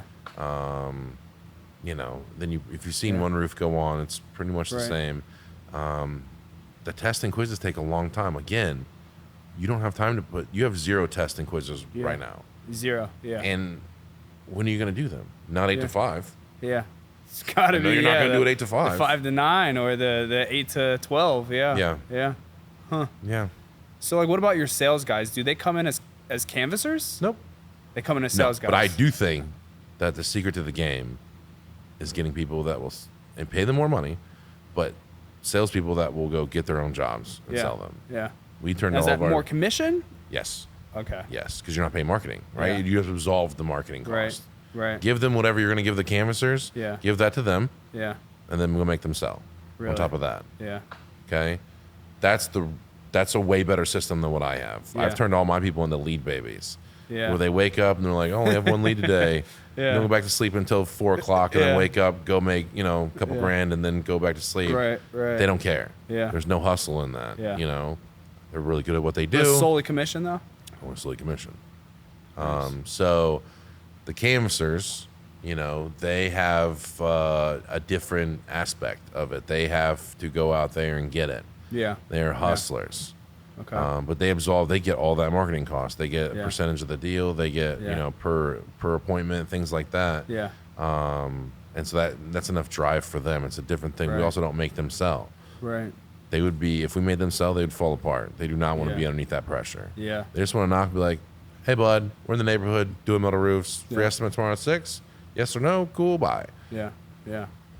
Easiest peasy. Easiest peasy. There's no pressure. Yeah. These are guys that don't want to handle pressure. They don't want to work in the back of the house or Right. restaurant Yeah. and be screamed at by a head chef. They don't want that. Yeah. They want to go out. They want to drink a bang in the morning, Right. and they Right. want to go out with all their friends. They want to be Yeah. off at 6, 7 o'clock at night Yep. and go hang out Yeah. with their friends and family. Go play Right. video Call of Duty until 2 Yeah. o'clock in the morning.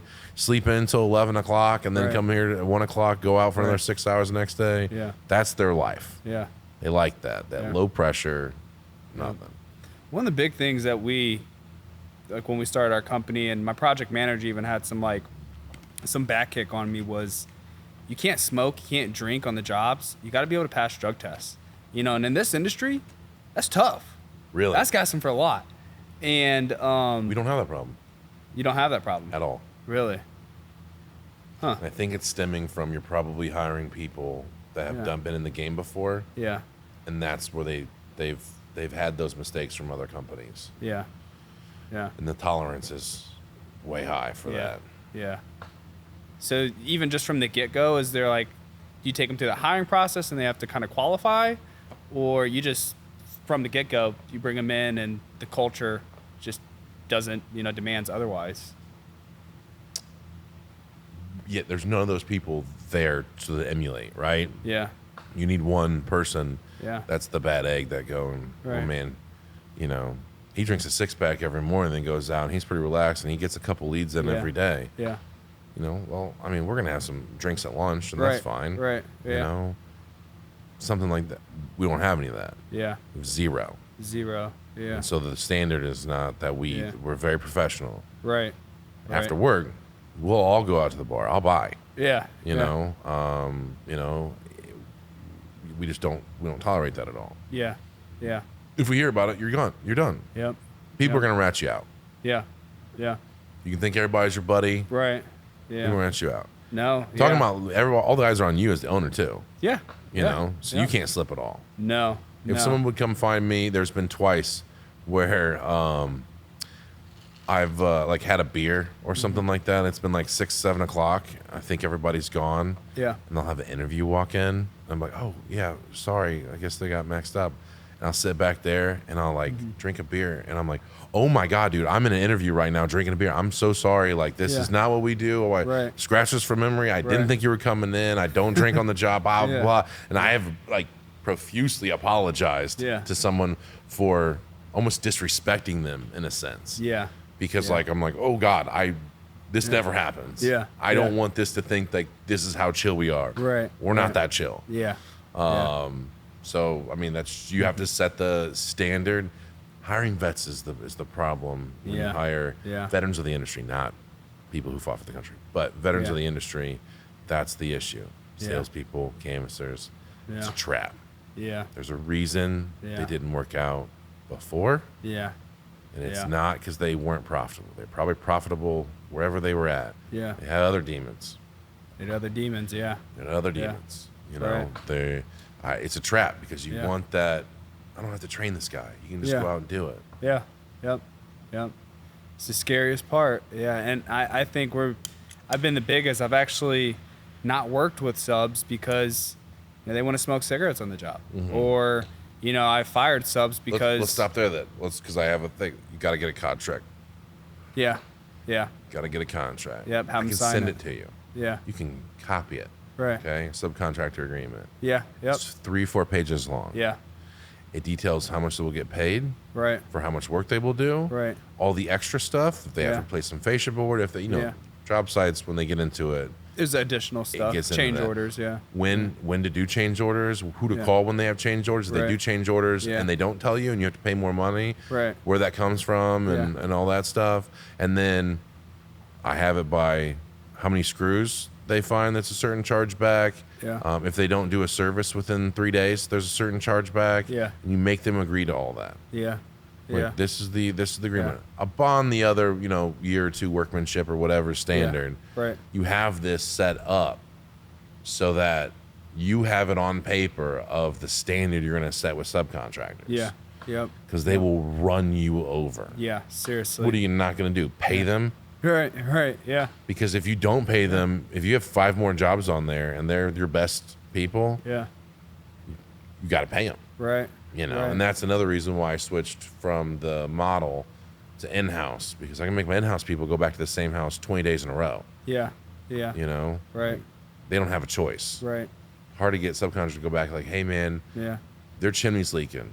Well, most of our guys are on vacation. Yeah. It's a Saturday. I'm not going out Right. there. I don't want to throw a tarp. Blah blah. Yeah.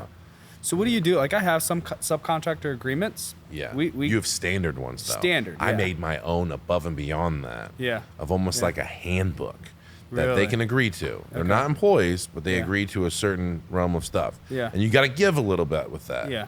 Yeah. Because you can't be too strict, because they're like, why would I work for you?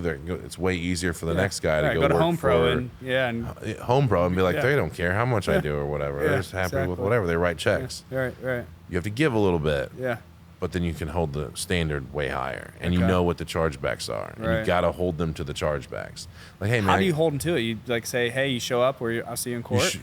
you show no, you pay them. You just Yeah. deduct $1,000 or whatever whatever that charge was exactly. Yeah. You know, because you have a standard thing like, hey, this one bucket of screws is 1,000. If I can fill up this bucket, this shoebox, or whatever your thing is of measurement, then it's $1,000 chargeback. Yeah. Really. You can clean up. Yeah. You can go send another guy to clean up, do whatever. But if I go out there and I pick up a bucket of screws, it's $1,000. My time is valuable. My customer's time is Yeah. valuable. You've picked up a bucket of screws before? Oh, dude, back in the day, Yeah. I had to go to every single job, Seriously. picking up metal scraps, picking up screws, Yeah. underlay trash, Yeah. the plastic that it comes in when they Yeah. tear off the roll, Yeah, and it yeah. blows into the neighbor's yard And they don't bushes. go grab it, yeah. No, they're not going Yeah. over there and doing all Yeah. that stuff. Yeah. The divots from the ladders that would make big divots in And the things, gutters. and Yeah. the scratches in the gutters. Yeah. Take some touch-up paint up there and, Right. and go do some stuff Yeah. before the customer would say something. That's the key. Yeah. You're fighting from a Yeah. position of not power if Right. you wait for the customer to be like, I hate this. This was a terrible Yeah. Yeah. way to spend my money. Right. Having that agreement in there is Yeah. like, I'll go pick up screws for $1,000. Right. Yeah. Seriously. I Yeah. will. Yeah. We had people, worst case scenarios, we had people use the restroom on site. Yeah. Not the restroom, just go to the restroom on job site. Find a tree, find a quiet place in the woods, Yeah. and just leave it. Yeah. And I'm like, that's a complete chargeback. If you go to the bathroom and they find it, because everyone has Ring cameras now, Yeah. so they can see the Amish guy peeing on the tree out there. Yeah. They don't want to see that. No, seriously. 100% chargeback. If you were gonna charge me $6,000 to do that job, you made zero now. Seriously. 100%. Whoa. Took him 2 times. After I made the contract, still 2 times. Really? Yeah. Customer sends me a video of them doing it. Yeah. Yeah. It's the contract. Well, that goes a new guy, Bob. I don't care. Yeah. That's your guy. Yeah. That's your employee. Right. We have an agreement. Yeah. I think I've had 2 situations where I've given a sub 0 and let him go. It's like, dude, I'm not doing it, and one was a siding project, for lack of better terms. I mean, the guys didn't even know how to do house wrap.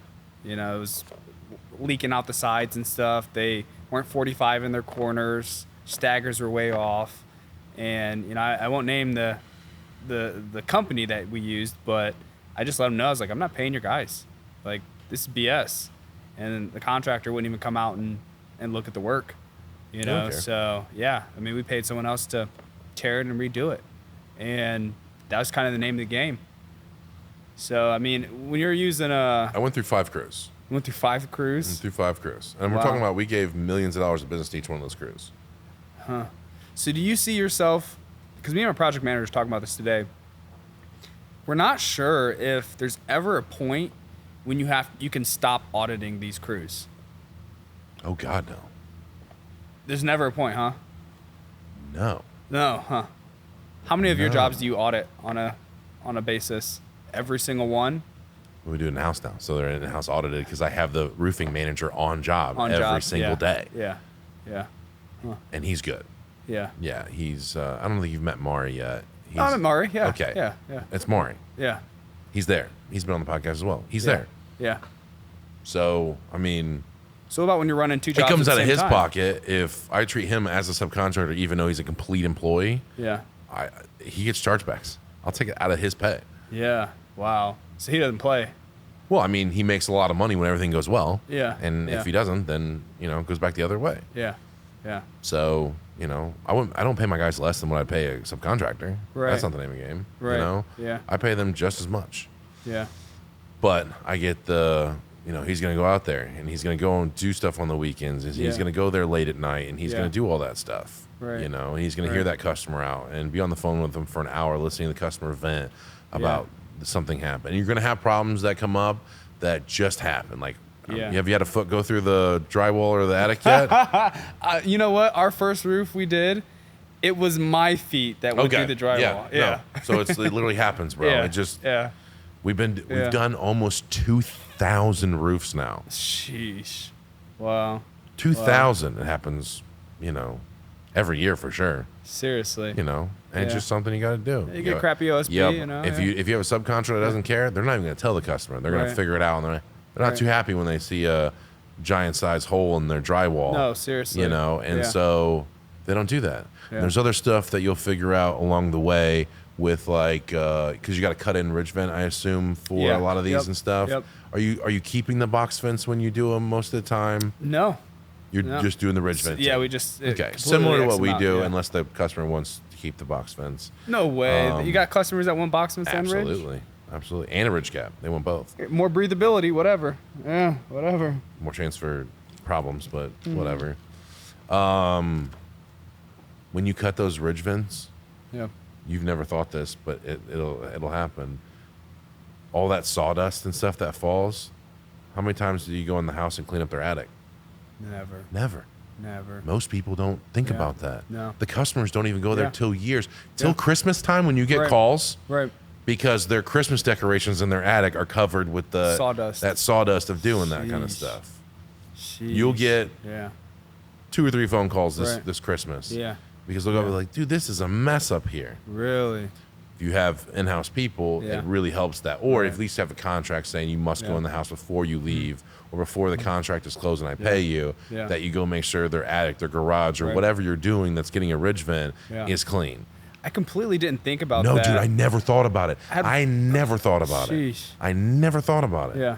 And we'd have couple like, oh, there's wood debris on my car because we did a ridge vent in a garage. I'm like, I have wood debris on my car. That was my first time ever having that. I'm like, how would you get wood debris on your car? Yeah. If their sunroof was open, how'd you get it in their car? Like, well, when they cut the ridge vent open, if their wood is crap, it'll splinter and go like crazy. There's no subfloor under that, and it just falls in. Yeah. So, like, that's something to think about to save you future headaches. Right. Talk about free game, like that. This is gonna happen. Yeah. And it's just a weird thing that no one teaches you. Whatever roofing class you've taken so far, you've had to taken something on the insurance stuff by now. Fairly. Nothing. Yeah. Okay. Yeah. But like, they don't talk about that at all. No. And customers, thank you for giving us a break in the beginning. Yeah. Because holy crap, I just never thought about the inside of their house. Right. And they don't go in their attic. No. Most of the time. Yeah. But when they do. And they're like, this is a nightmare now. Yeah. Who did this? Yeah. Yeah. And they have to go think back to the roofing thing, Yeah. When it could have been a guy with a modular shop vac for Right. 60 seconds cleaning it up. Getting most of the debris. Just getting most of it. You're not going to make it perfect. Right. Their attic is probably not perfect, but just getting most of the big stuff. Yeah. See, I've been the guy I've cleaned, we did a house out in Cherry Hill, which is a bigger addition, in Fort Wayne. Had a situation like that. I came in with my shop vac. Another guy had a Harley in his garage covered in sawdust.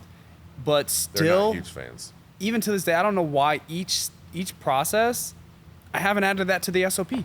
I haven't. Yeah, dude. You don't think about it. I'm in the same boat. Yeah. I mean, I went years without adding it. Really? Years. Wow. Years. Still getting callbacks. Well, I mean, a lot of people didn't call, so I didn't think it was. I was like, oh, it's a one-off thing or whatever. Yeah. Right. Like, just a one-off thing. Yeah.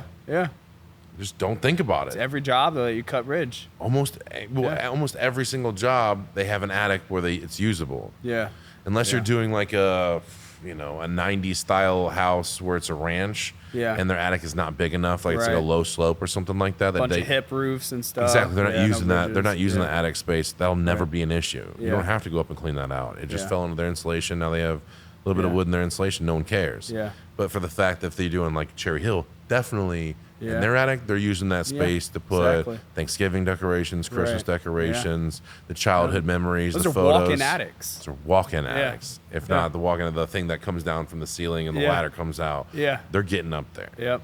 Yep. And we just, no, it's like stuff that you learn during that process of Right. like, you think that all your screw, like we didn't learn that, I'm like, we did a really good job of doing the magnet around the yard, Yeah. Yeah. but since our screws are stainless steel, Yeah. and they're only a carbon core, Yeah. they're not that magnetic. Really. So like we would pick up some screws, Yeah. but like it wouldn't do a really good job because they're not super magnetic. And so Right. like we had to change just because you run around, the whole group walks around the roof Yeah. the yard one time to make sure that we get all the screws because we can't trust the magnets. Yeah. With asphalt's a little bit better because all those are just regular Full steel steel, screws. yeah, Yeah, they're yep, full steel, yep, and that's yep, better because yeah. the magnet will pick up all that stuff. Whether it's a Right. nail, a screw, whatever, Yeah. it'll pick it up. Yeah. But for ours are painted, ceramic coated. Jeez. Then they're stainless on the outside and with a carbon core, which is the full steel. Yeah. Yeah. But only the core It's magnetic. is magnetic. Yeah. And so it's just not super magnetic. Yeah. Unless you're close to it. Yeah, unless you're just like the grass is real low and it's a flat surface on a Have driveway. you ever had anyone step on a screw? Have Oh, you ever yeah. got a call? You've gotten a call? How do you deal with that? Pay the medical bill? We've Send never them had a a box of medical bill. Band-Aids? We've never had a medical bill. Okay. I'd be lying if I told you I had a medical bill. Yeah. Stepping on screws and it hurting and they're uncomfortable. What can I do for you? Can I give you free gutters? Yeah. Can I come out and pressure wash your siding? Can I Right. go do? Yeah. That was another. You talking about freaking? You want to make someone happy and it costs you no money? Do you own a pressure washer? You probably own a pressure washer, right? Oh yeah. Oh yeah. Absolutely. Bro, how can I make it up to you? Can I come out and pressure wash your side? I know that your siding was kind of dirty. Yeah. You know, can I pressure wash that? Make it Yeah. look nice for you as Yeah. a sorry for this mistake. Right. You know, like that's huge. You destroyed a bush or whatever the thing Right. was. Right. People like that, and it costs you almost nothing. Yeah. Yeah. 3 just a hours little of your bit day. time. Yeah. 3 hours yeah. of your day. Yep. Instead of just handing over, here's $1,000. Yeah. Yeah. Give them a service. Give them a service. Yeah. They're gonna see your ass sweating out there and stuff like that. They're Yeah. gonna know you've had the equity in there and you Right. care, Yeah. and it's worth more than the $1,000. Yeah. A lot of car tires I paid for. Really? A lot of car tires I paid for over the Yeah. years. Wow. It's part of it. No matter how good you clean up, Yeah. they bounce. They Yeah. roll. Yeah. They slide. Yeah. It's gonna Yeah. happen. Exactly. Yeah. Just pay it. Just pay it. Yeah. Just pay it. Yeah. Yeah. I Whatever. think that's one big thing I've learned from you is, whenever you mess up, whatever money you made, just give it back. Just give it back. I'll go the other way. I'll lose money. Really? Oh, yeah. You'll lose it, huh? I'll lose it. Wow. Wow. Yeah. I'll lose it. I don't care. Like when to my level, Yeah. there's enough money coming in that I can take some L's. Yeah. Yeah. Not that I ever want to. We did Right. a lot of work to get it to that point, Right. but things happen. Yeah. Things happen. People have dogs and kids and stuff like that. You don't want them to step on screws, and you don't No. want them to do all that Exactly. kind of stuff. So Exactly. you put that in there. Put in there they're not allowed to use a radio. I'm sure that you've been on a job site so far and they've had a radio, whether it's Yeah. a hip radio or Bluetooth. Yeah. Put no radio. Why is that? Customers don't like it. Yeah. Really. Why do you wear headphones when you detail? Why don't you just blare it out the car? True. Why not? True. You want to listen to music. More courteous. Yeah. Why? Yeah. Why is it more courteous? Because it's someone else's house. It's their kingdom. Yeah. Can't step into someone else's kingdom and try to make your own law. Yeah. They might be listening to Yeah. La Macarena on there, and, Right. and they're not down for that. Yeah. Yeah. Yeah. Don't have the smoking. Obviously, nobody wants that. Yeah. And for the people that smoke cigarettes, it's fine. Go in the box truck, go in the trailer, go in your van, go in your Yeah. car, go in your truck, go whatever, Right. and smoke. Do whatever you want. But Yeah. don't go on a job site. Don't Yeah. take your shirt off on the job site. That's Yeah. another thing I had. For you, you can make them wear whatever you want them to wear as part of your handbook agreement. I Yeah. make sure that when I had subcontractors, they must wear Perfect Steel Solutions Yeah. stuff. Yep. Yep. Our guys got to wear it too. They got to wear it. Yeah. Yep. They have to have a hat, at least. Yeah. They can wear whatever shirt they want. They have a hat. They have a jacket. They have a hoodie. They have something that has Perfect Steel on Some it kind of drip. Yeah. that they know that that's who they're with, Yeah. not subcontractor A to Z. Right. Right. And that helped out a lot too. it build confidence in the customers that, and like I said, the same as you, I had the same subcontractor since day one. Yeah. Yeah. The same one. I went through a lot of different other ones to supplement. I went through 5 or 6. Yeah. But I've had the same one since day one. We went through a lot of iteration. He still texts me all the time, like, look at where we came from, blah, blah, blah. And we built something together. Yeah. But it wasn't without its struggles, and we developed a handbook, and it was only maybe 1 page or a text message when it started. It went to 2 pages, went to 3 pages. Now it's 4 pages. Yeah. With pictures and all the other stuff. Really? Once a month, having meetings, sitting down on the PowerPoint, being like, these are our pain points. I took pictures of where you left all this debris. Mm-hmm. I cleaned it up. No worries. But no more now. Yeah. Look at all this caulk that you left on this thing. Right. You left all the caulk on the siding and didn't wipe it off. You didn't. This isn't the craftsmanship that you promised. Yeah. These shingles weren't perfectly on, or you missed the nailing strip, or whatever the things are. Yeah. Like, you have a meeting with them. Yeah. And like, we won't have meetings as long as there's no pain points. Right. And that's a huge time suck for them. Right. They don't want to come in and talk to you. No. They want to go out and do the work, get paid. Yeah. And so you don't have to necessarily hit them with money. Yeah. You just eat up their time. Yeah. You come in on Monday at 9 a.m. or you're done. Right. Sit down for a half hour, go through the stuff. Yeah. And next week we'll have another one. If there's anything from this week, we'll have another one. And then eventually they learn, I don't want to do this every week. It's so boring to come in there. Yeah. They don't have coffee, blah, blah. It's all about the business. Yeah. He yells at us for an hour, blah, blah, blah. Yeah. And they eventually get their stuff together. Really? So one thing that's on my mind is, when you started your company, you said you were solvent, or at least, you were moving in the right direction in 9 weeks. How? We just did, right? So we had to find a manufacturer that would give us credit, right? So I don't know if you buy directly from Owens Corning or you have like a third party, like ABC. ABC Warehouse, okay? ABC Warehouse for you would have to give you 2 jobs worth of credit, where you pay them nothing until the jobs are done, and you can't order any more jobs from them until those 2 jobs are paid off. Yeah. Because we had not a lot of money. Yeah. And so we found Metal Exteriors, which they're amazing still to this day. They were the only people to do it. They had the only product that we wanted, yada, yada, yada. Yeah. I was a no-name, an absolute no-name in the industry. Yeah. Zero. Nothing. Right. I knew nobody. Right. I didn't have I know these guys. No, I knew nobody. Yeah. They'd give me 2 jobs, and we would do those 2 jobs, and I would collect, pay the subcontractor immediately. Yeah. I really didn't have to pay anybody because I was selling and doing all the marketing and doing everything myself. Yeah. So, and then I would use that funds. If I made $5,000, that paid enough for another metal roof. Right. And the other job got done. I used that fund to buy the other one. Yeah. And then I could have 4 jobs because I paid for those 2 jobs, plus I had extra credit. And so you just keep on going. And after 9 weeks of doing 2 or 3 houses a week, we were good. Yeah. Then we started paying ourselves. Really? We never paid ourselves until we were solvent. Yeah. I remember Ryan being super nervous about being able to live. He had $10,000 saved up of his own money, and he had to live on for 9 weeks. Yeah. Which sounds like a lot of money, but it's not. When he had a family of 4 he was providing for, and he lived in West Central in a nice apartment that was probably $2,000 a month, it got hairy. Yeah. So it just that. And then you don't go backwards, right? You only take jobs that you can make money on. You take no risk at the beginning, 0. Right. Only jobs that will be profitable. You're not going to run into problems. For you, it's a little bit different because you're going to be in so many different things. Yeah. I don't know how to circumvent that risk factor. Right. That's tough because you don't know everything about concrete. You don't know everything about roofing. You don't know everything about building additions. You don't know. Probably going to run into some stuff. For us, it was easy. Metal roofing. That's all we did. Yeah. Metal roofing. Right. So we know that we could do ranch houses. Yeah. And we knew that they had chimney, and that was normal, and nothing, no hip houses, no nothing. Yep. We sold the houses we wanted to sell, and that was it. Yeah. And we got aggressive with our pricing, and we took no risk. Yeah. We were definitely going to make exactly what we thought we were going to make on every job. So you niche down, and I think that's where we've drifted to this year. Is in the beginning, it was anything we could get. It was anything we could get, and now we kind of want to niche down to generally the 4 big things is roof, siding, gutters, and windows.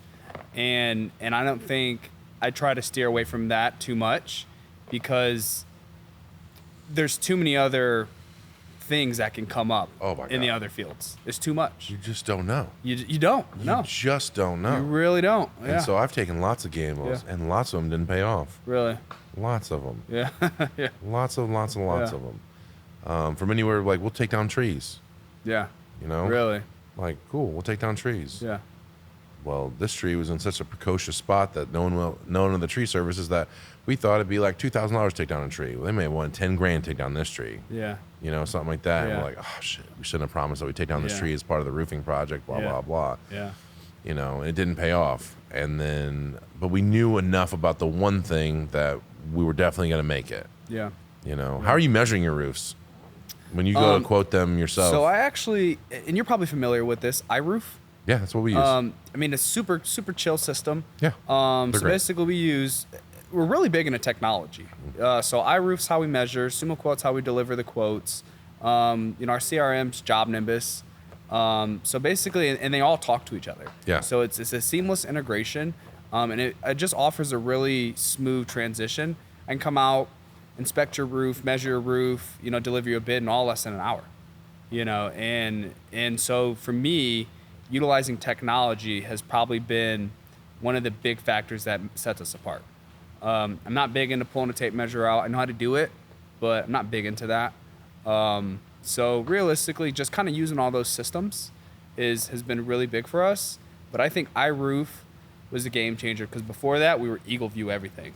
Expensive. That's what we did in the beginning. Super pricey. Oh, but my salespeople loved it. Oh, yeah. Being able to have perfect measurements, perfect. iRoofing is not perfect. It's not. It's not but perfect. But you can No, finagle it's not it. perfect. Really? Not perfect. You can make it work for sure. That's Yeah. all we do, by the way. Right. We send a measure guy after to Yeah. get perfect measurements, but like Eagle View is on To the inch. to the inch. Yeah. They're on. Yeah. What waste factors do you use when you do iRoofing? Because you do shingles, I do metal. Yeah. There's obviously way more waste in metal than shingles. It really depends on, if it's a cut and dry, 2 slopes, versus like it's got a lot of hips, it's got a lot of valleys, it's got a lot of sections. But typically on the sweet spot, I like to be at 10%. But my project manager, like the great thing about ABC, the distributor we use is you can return anything that's not jacked up. Really? So yeah, that is awesome. So I mean, We can't. Yeah. No, right. Yeah, it comes out. It's It's out. done. It's bent. It's ready. Yeah, it is so, I mean, we'll go through and Alex likes to order somewhere between that 10-20% and just return whatever we don't need. So for example, we just did a 20 square roof. He ordered 25 square. Because we knew we were going to take back 5 square. The guys used 2 extra square waste, which understandable. You know what I mean? But I was actually on that project, so there wasn't a lot of waste. But it could have been also the iRoof's not perfect. It's not perfect. It's not perfect. So, you're going to have a little bit of those factors in it that, you use a little bit more than you think. But yeah, I think, staying in that 10-20%, but it really depends on pitch, really depends on, valleys, really depends on like amount of slopes on the house, dormers, things like that. They really kind of change the overall like waste factors that you're going to use. Sure. But me, I'm to the brim. I'm like, if I'm bidding a job, I bid at 10%. I'm like, Alex, deal with it. Yeah. What about how are you getting the pitch? How are we getting the pitch? How do you get the pitch? Well, we use what's called Pitch Factor. So it's a free app. I think your guys could use it. I mean, Is it a cell phone? It's on a cell phone. Yep, that's what we use. So, I mean, Yeah. it's super easy. You literally set go it on the roof. Yeah. Or you actually set it on the roof. We walk to the ridge. And You then can walk just to the like- ridge line too, Yeah. but I find it more accurate to it's probably get gonna on be the mine, roof and yeah. just slap it on there. Yeah. It's going to give you. But my ankles are calibrated, so I can get on the roof and you be know like, by now. that's a 6. Yeah. You know what I mean? Then I know. 12 your ankles are breaking. Yeah, you're sliding down. Dude. Yeah. That's Yeah. awesome. Yeah. It's fun to see how much you've already picked up being Yeah. in the industry for such a short Yeah. amount of time. Like, Yeah. you really know a lot Right. already. Right. That's pretty cool. Because a lot of people don't take the time to know all that stuff. No, dude. I'm not gonna like lie to you. My first experience with it, I remember, like, this is how inexperienced with just construction overall. There was some rotted wood on a corner post of someone's house, and it was an insurance project. We were replacing the roof.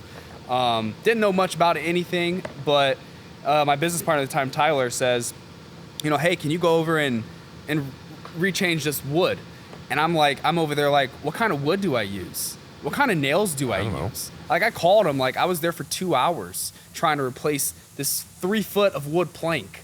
And I'm like, what kind of caulk do I use? He's like, oh, exterior caulk. I'm like, there's more than one kind of caulk? And I was just so novice. I was so ignorant to all aspects, and it was scary.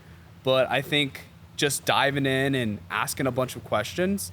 What's different about me is, like, I know I don't know everything. I know I don't know everything. It's such a wonderful part of your personality is that there's no ego behind you in your thirst for knowledge. Right, yeah. But if you tell me a way, I don't deviate. And actually, that's probably, I lied, that's my biggest pet peeve, is when people deviate from the process. Because the process is set in a way to meet an outcome, to meet a result. Yeah. And when you deviate from that, shit hits the fan. Shit hits the fan. And I can tell when a process has been deviated. A lot of times the result doesn't meet. And so that's probably been my biggest thing. And I've always just been like a steward. Let someone who's smarter than me, better than me, more experienced, tell me what to do. Yeah. And I absorb it, I take it in, and I kind of recalibrate it a little bit to like make it mine, and then that's the process. Yeah. And I don't deviate.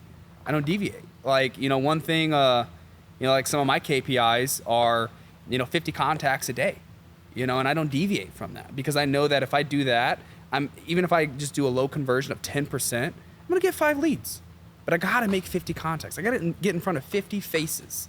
And that's my process. That might take 200 doors. Might take 250. Might take 10. Yeah. But I know what my numbers are, and I don't stray from those. But also I know that there's a process to reach those. And I didn't know that forever. Yeah. Hell, 6 months ago, I didn't even know what a KPI was. Yeah. It's key performance indicator, if anyone doesn't know. You fancy. Yeah. Make sure that you're going to the jobs you have done Yeah. and hassling them. Really? For Hassle them leads. for referrals? For referrals. Really? Huh. Have you ever heard of If you do a good job, don't go to the places that you do a bad job at. Yeah. Don't go back to those places. Yeah. But for those people, if they want to do a review, cool. Reviews are awesome, but they don't make or break you. Right. Referrals, that's what's going. And then it'll be always a definite factor. Like, listen, I just need 2 people that own houses that might need something. Yeah. 2 people with houses that might need something. Right.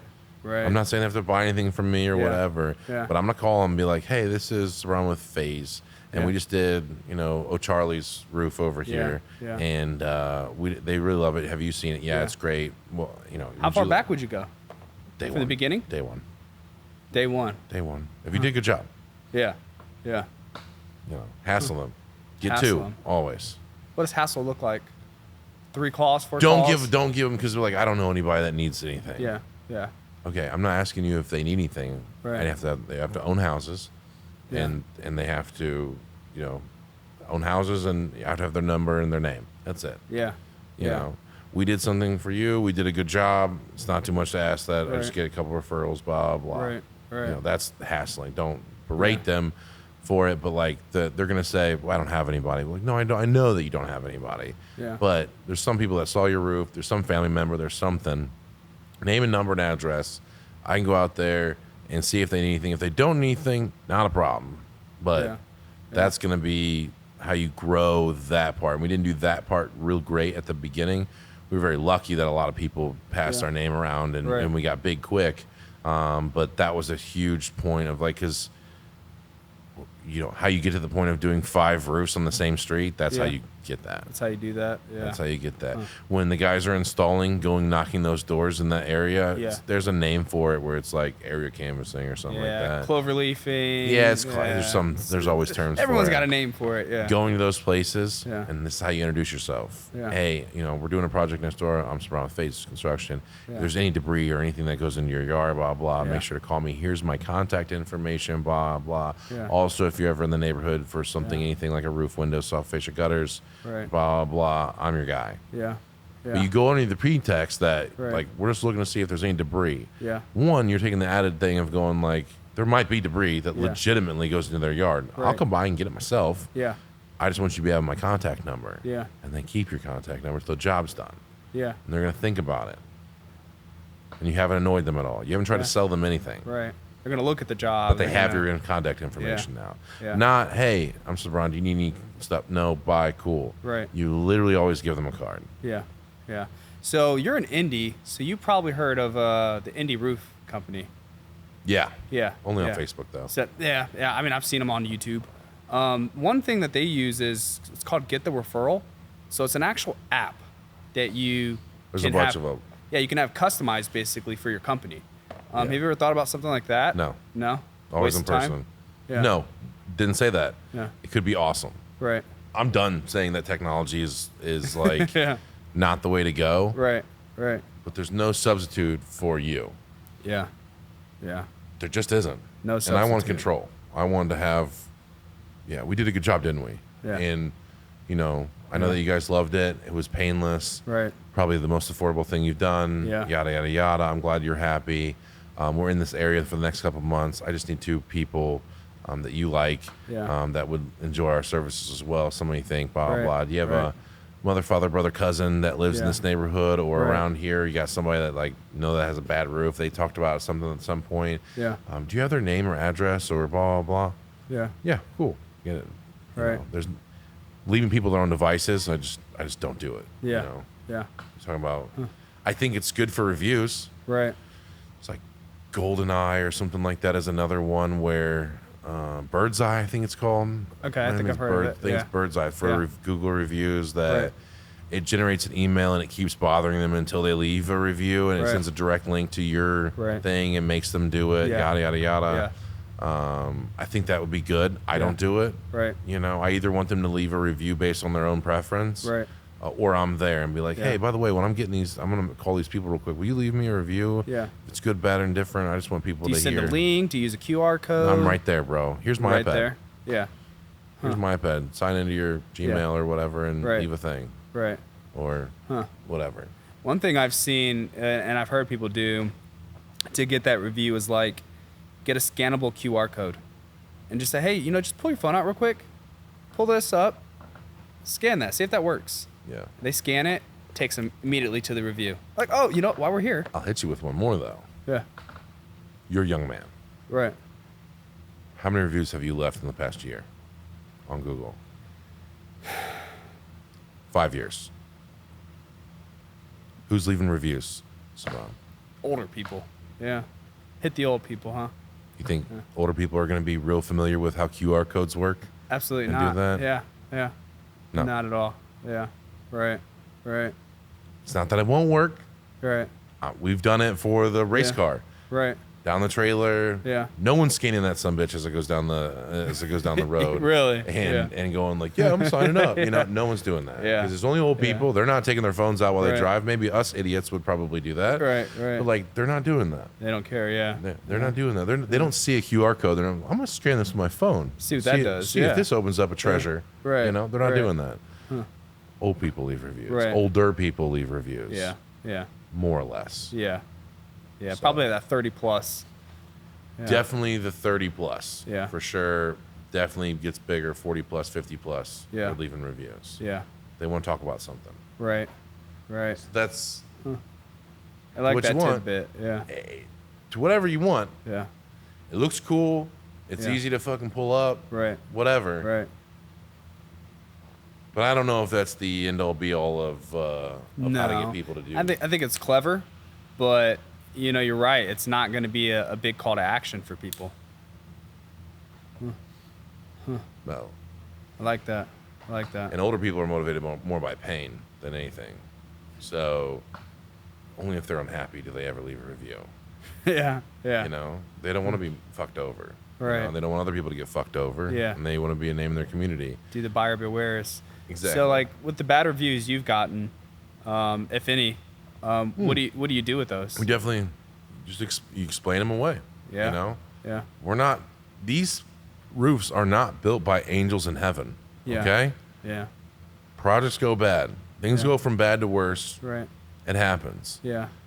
We've done 2,000 roofs. I definitely have 5 people that hate me, Yeah. Yeah. that absolutely hate my company and wish I Yeah. would die. Right. Probably. Right. The numbers are there. Yeah. I've gotten stiffed on quite a few jobs. Really. So, like, it just happens. Yeah. You know, and they leave a review and they do that kind of stuff. That's their own right. Yeah. I think it adds legitimacy to your thing. If you have all 5-star reviews, Sketch, huh?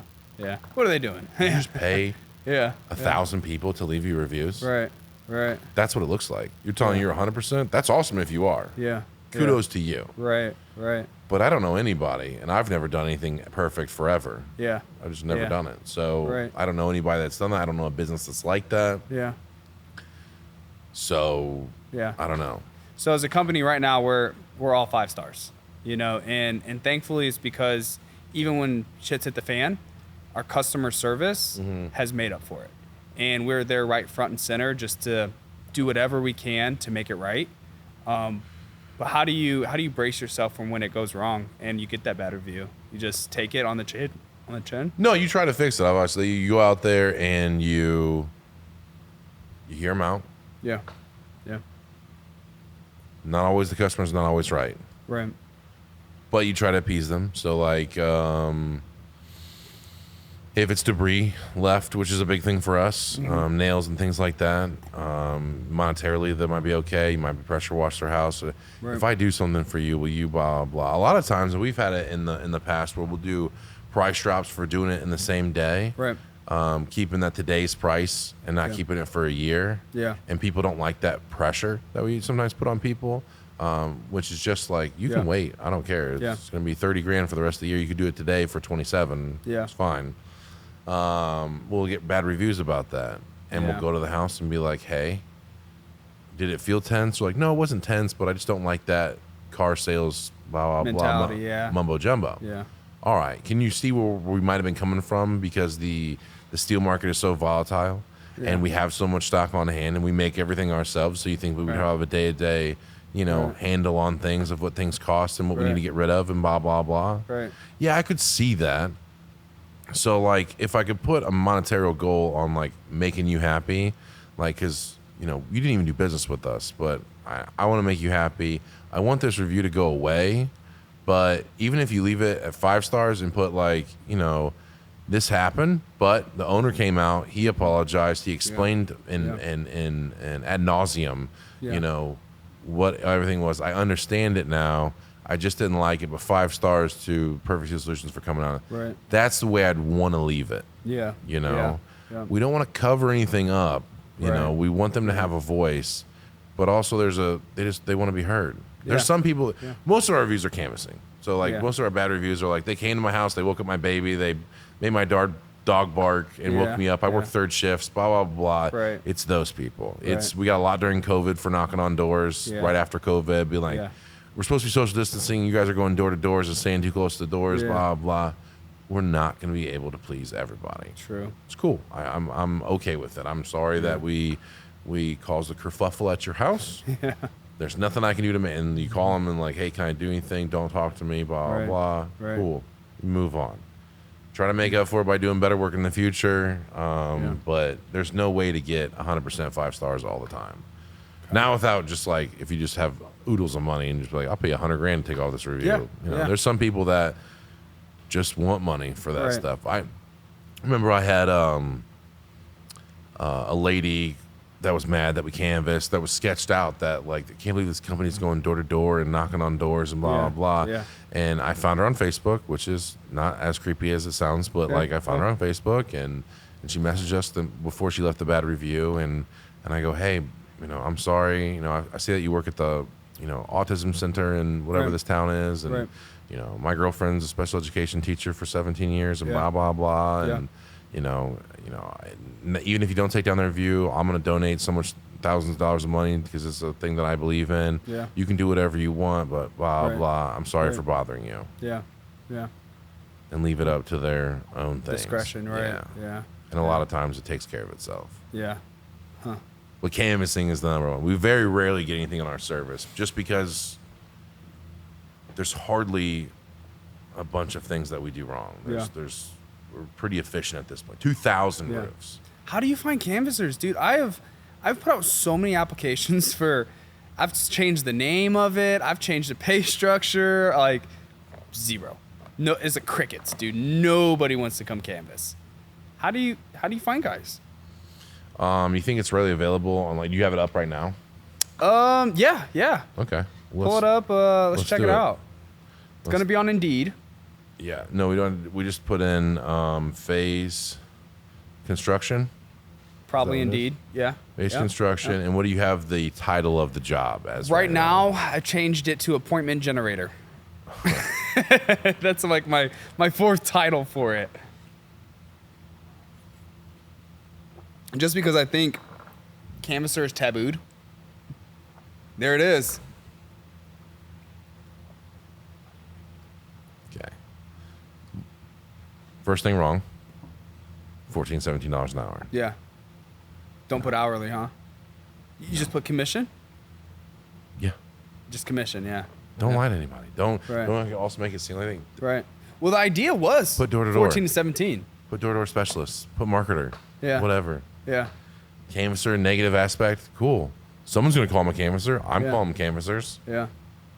Yeah. They're canvassers. There's nothing wrong with canvassing. Right. You have to be okay with it before they're Gotta okay be with it. transparent, yeah. No, you have to be okay with it. Right. Yeah. If you're not okay calling it what it is, then you're Yeah. probably not going to be very successful Yeah. in that. Yeah. You're canvassing. You're going door to door. It's Right. very lucrative. Yeah.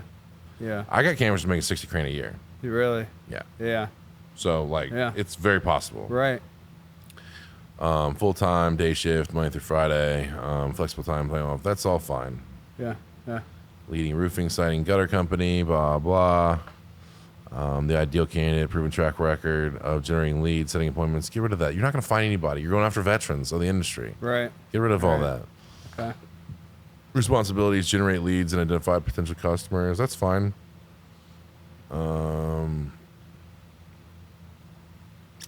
Requirements: 1 year experience. That's going to limit you. Get rid of it. I think there's a bunch of people doing this. It's No, a niche yeah. industry. Like there's Yeah. no one doing that. Yeah. Gotta get rid of that. Okay. Okay. They must have excellent communication things to be like want to have conversations with people, be able to be conversate, Right. generate rapport. You know, Right. Right. they might think that their low self-esteem won't be like, I'm an excellent communicator. Well, I don't Yeah. know if I'm an excellent communicator. Right. Right. We did work independently. That's definitely part of it. Highly motivated. That's definitely, I would keep that in there. Familiar with CRM program. They're not going to know CRM programs. Yeah. Yeah. You're going to have Yeah. to teach them. CRM software sounds so foreign. Yeah. Yeah. Yeah. Yeah. You know, take it out. Okay. Okay. You know, experience in the roofing, gutter, and siding. No. no one's doing this, bro. Yeah. If they're any good, they work for me. Right. You know, like it's honestly like Yeah. we pay the most. So Yeah. if they're any good, they work for Right. me. Right. And Yeah. if they don't work for me, there's a problem. Yeah. And maybe you Yeah. can fix it. Yeah. But probably odds you Right. can't. You Right. know. Right. If I couldn't fix it with money, time, and love, Yeah. you have very few of those things. Yeah. You know? Yeah. You have a Yeah. little bit of love, a little bit of Right. time, and a little bit of money. I have a lot of time, a lot of Right. love, a lot of money, and Yeah. I couldn't fix it. So, Right. Really. Yeah. do you agree or not agree? No, 100%. That's the idea that you have to 100%. have. Yeah. Yeah. So, I would leave in and offer competitive pay structure with your hard work and dedication. This is an excellent opportunity to grow and blah, blah, blah. Yeah. Highly motivating experience. I would take that out. Okay. Passion for sales, for sure. Customer service, for sure. Yeah. We encourage you to apply for this exciting opportunity. Please submit your resume and cover letter. I would just put resume. No one's doing cover letters. Why Nah. do you care? Why Yeah. did you put that on there? Because it Chat sounds GPT, cool. dude. No, Chat dude. GPT. No. Yeah. Highlighting your relevant experience and best candidate. Okay. And then again, you put that experience level 2 years. Take it off, huh? Take it off. Yeah. Day shift, commission pay, Monday through Friday. Application, can you walk through 4 to 6 hours a day? I would probably leave that off because a lot of people, none of my people work 4 to 6 hours a day. Really? Walk. How often are they in the field? They're in there for 6 hours a day, Okay. but they don't walk 4 to 6 hours a day. Yeah, they're mostly talking, huh? They know what to look for, Yeah. and they are only stopping at houses that need stuff. Right. Now, you have a little bit of a different thing because you Right. don't know if they need a Right. back patio Right. board. Right. Yeah. You're not going to be able to find that. So, like, Right. it's a little different, but, like, I don't know if that's a make or break. Most of our canvassers, I bring them in and only have them look for roofs. That is where they start. I don't overwhelm them with. So in that case, 4 to 6 hours a day is not, It's not realistic. It's not realistic unless you're going to do the old school Yeah. renewal by Anderson things, Right. like where you have a van full of these cockroaches and you just send them out there and they all Right. spread across the neighborhood, knock Yeah. everything, get back in the car. Yeah. Which is old said and done. Yeah. We're not doing that. We're using professional people. Right. Are you comfortable talking to clients at their doorstep? I don't know. Like, probably would take that out. Yeah. Have you fully read and understand the job description? I probably wouldn't put that. Yeah. Can you pass a drug and background check? I would probably take that off. Yeah. Yeah. Because they don't know, like, oh, I have speeding tickets. Right. I don't know. Yeah. I don't know. Like, I would just take it out. Do you have valid driver? Definitely leave that. Do you have any experience in this industry? No, take that off. Take it off. Yeah. Take it off. So omit nearly half of it. Yeah. Yeah. Yeah, you have a lot of stuff that's working against you. Really? Okay. Okay. Do you have a job description that you use? Let's see it. I'd like to see how they compare apples to apples. You'll love it. You gotta have an active one. Marketing, perfect steel solutions. This marketing manager. Let's see, employee reviews, careers and employment. Let's see if we have a jobs. So you guys must be doing good. Oh yeah, we're doing great. Canvasser right there. Here we go. Sales representative. Where's the canvasser at? Third There one we go. down. Yep, Boom. yep. Call it as it is. Due to our recent expansion in Perfect Steel Solutions, we have immediate full-time canvassing positions open at 4 locations. We're looking for good energy company, looking for down-to-earth, good-hearted, hardworking, and strong people to join the family. That's more important than, do you have experience? Yeah. Yeah. If you are younger or at least young at heart and want to jump ship at your grocery store, fast food, dead-end office job, or if your manager is treating you with less than respect you deserve, I want to talk to you. There's a lot of people that get pigeonholed into jobs that they shouldn't be at for a lifetime. Right. Right. And they just don't have an out. Yeah. This is for eager individuals that want to learn new skills and start a career in unlimited opportunities. We are a metal roofing company and window replacement company, helping overachievers excel and make a decent living. Now, this is not Chet GDP. This is Jimmy putting Writing this it down out, here, yeah. giving his personality into Yeah. things. He's talking like me and you would talk. Right. That's what they want. They Yeah. want a real person. They Right. want to feel that Yeah. there's a personality behind They don't want this. that corporate feel. And you're feeling that. Yeah. We will equip those who are willing to learn with the necessary tools to become successful in life and with our company. The position is perfect for those who have always been comfortable with having a conversation and have no problem spending your day meeting new people. Let me help you grow in marketing and sales. We can both make a decent living while providing with our families and lifestyles, which is what you actually want. Yeah. Right? Yeah. It's not about making sales. Right. We want to make a decent living for our families and stuff Right. like that. That's the only reason we What are work. those tools that you equip them with? The tools? The tools and resources. Yeah. Anything. Anything. Do they need money management help? We'll sit Yeah. down with them. Right. Do we Right. need life planning stuff? We've helped people apply for jobs. We've had people get cars and, Yeah. how to do just certain life things that they don't normally how to do. Yeah. I can help you do your taxes. I don't really Right. give a fuck. Right. Yeah. Find out we'll go to your, if you want to get your kid in a school, we'll lobby you to get your kid in some school or whatever. Anything that is, it's not for the same for every person. Yeah. You might have your life together, Right. Seabron. You might not need any help from me. Right. But there's definitely somebody out there that would benefit from having a conversation and sitting down and be like, so how did you do that? Like this conversation right here. Right. You've gotten a wealth of information. And I Wealth, guarantee you haven't retained probably about 5% of this, but you always have this podcast to go back to. 100%. And go listen and be like, I'm gonna need what? the unedited version, We did talk about that. And like, that makes a lot of sense. Right. Right. Now, do you care if I steal this? Yeah, I would care if you stole it. I would care. Paid training, free gas, up to $1,000 sign-on bonus, referral program, 6-hour shifts, Monday through Friday, base pay, demo pay, commission off sales, $45,000 to $80,000 a year. Nice. Yeah. Employee discount, professional development assistance, referral program, Monday through Friday, bonus pay, commission pay, sign-on bonus. Must be reliable, complain, and communicate before starting work. Application questions. Yeah. Do you want to improve your life financially and professionally? Do you have reliable transportation? I like that. Short and sweet. You must have a driver's license. Short and sweet. Yeah. Yeah. Done. That is that is, and I'm not tooting my own horn, but like that's what you're looking for. Right. That's what you want. Kind of just ride it less corporate. I think mine more had that corporate vibe to it. You do, and you're trying to be corporate, right? But that's not how you want to run your business. Yeah. You think corporate means more money and more success and Fortune 500. That's what you think when you say corporate. Yeah. That's what it inspires in your mind. Right. But do you want me to tell you when you wake up and when you go to sleep and when you clock out, how long your lunches are? Yeah. That's corporate. Yeah. That's what that is. Right. That's what you're allotted so many miles a day, and you have to hit these KPIs or you get fired. Yeah. Now, there's no learning curve. Right. That's corporate. Yeah. You know, Right. if you work at enterprise, you must do these many cars, or you must have this customer service rating, or you're done. Yep.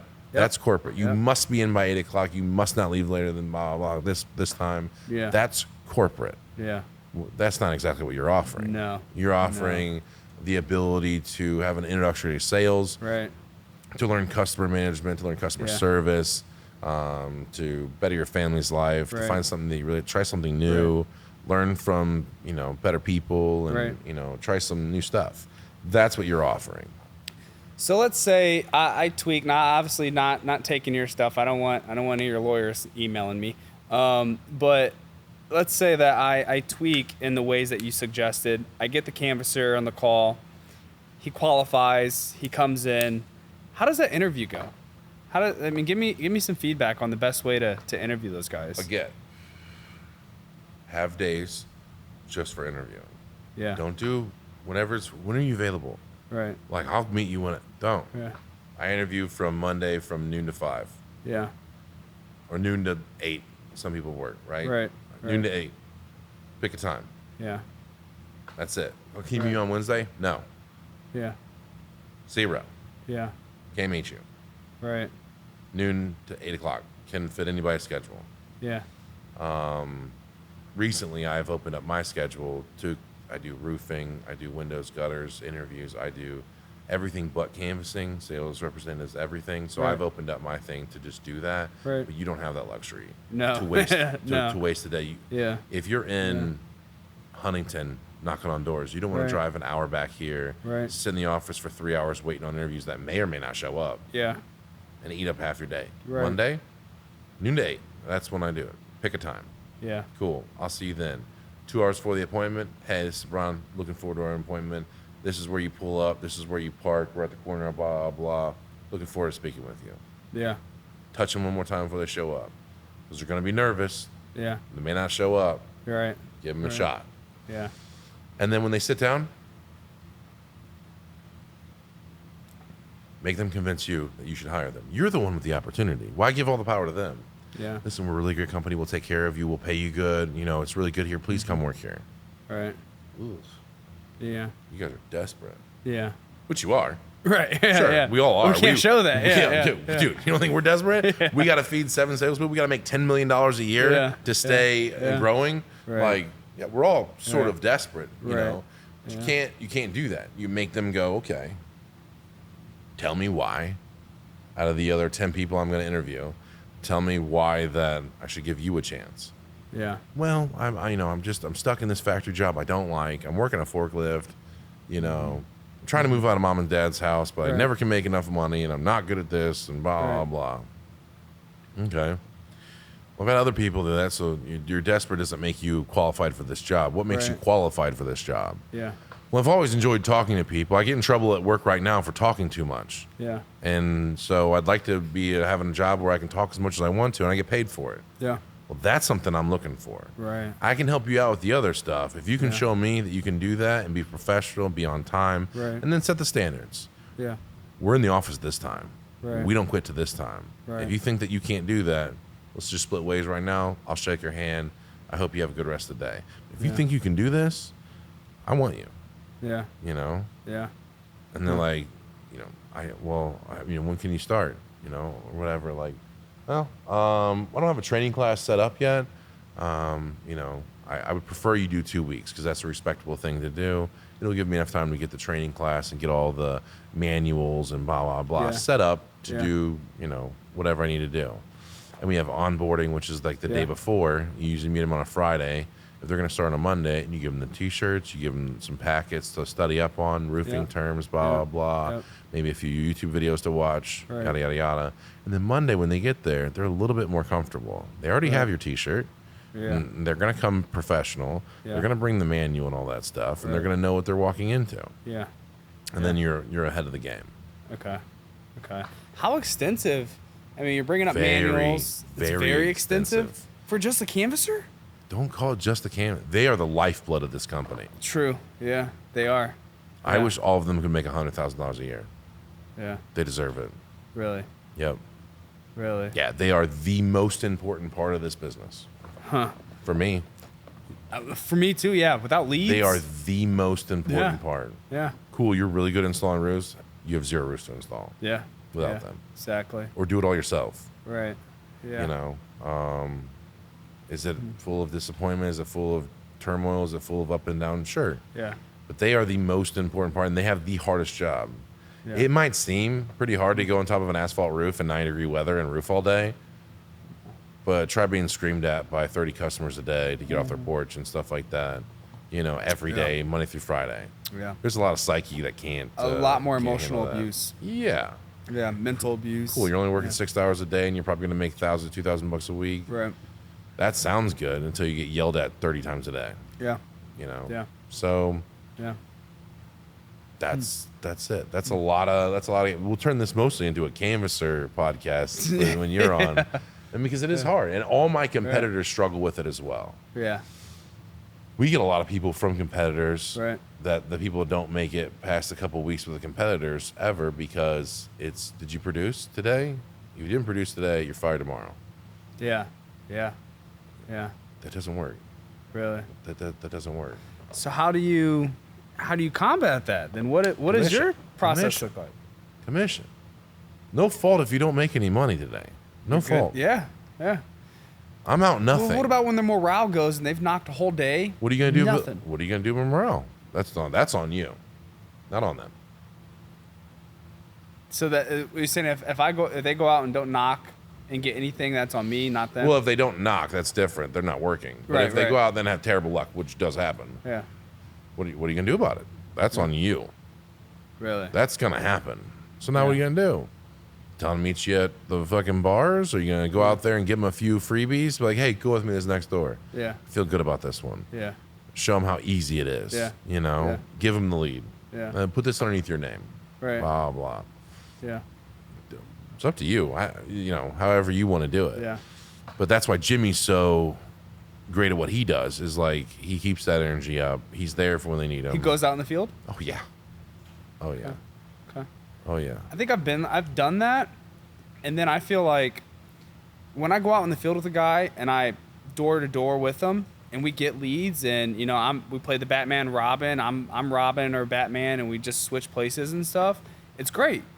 But the issue happens is when I'm like, all right, little butterfly, fly away. Dude, they go get caught by a freaking bird and like they die. Like, how do you keep that morale up? It's on you. It's on you, bud. How do you keep your morale up? Yeah. Huh. How do you keep your morale up? I don't look at it day to day. I look at it week to week. That's how I keep my morale up. A lot of times just tell them that. Yeah. Hey man, you can make up a bad week in one day. You can make up a bad week in one, bad month in 1 week. And you can make up a bad year in 1 month. You know, this is a numbers game, baby. You know, like, let's not get caught up in today. Today sucked. Tomorrow's a new day. You know, that's on a lighter scale. That's, sometimes what you have to tell them. But seeing is believing at the end of the day. Yeah. If you can't do it, then they're not going to be able to do it. Yeah. It's just, you got to be able to do it. I think the commission for me, if I can convince guys to come in and do a commission, it would be a game changer. Because I think for me, when there's hourly pay on the line, I can't help but attach those numbers. Yeah. Like, what do you mean you didn't do 25 contacts today? Like, you're deviating from the process. Versus, like, I'm more unemotional when, like, you're right. Like, you didn't make any money. I didn't lose any money.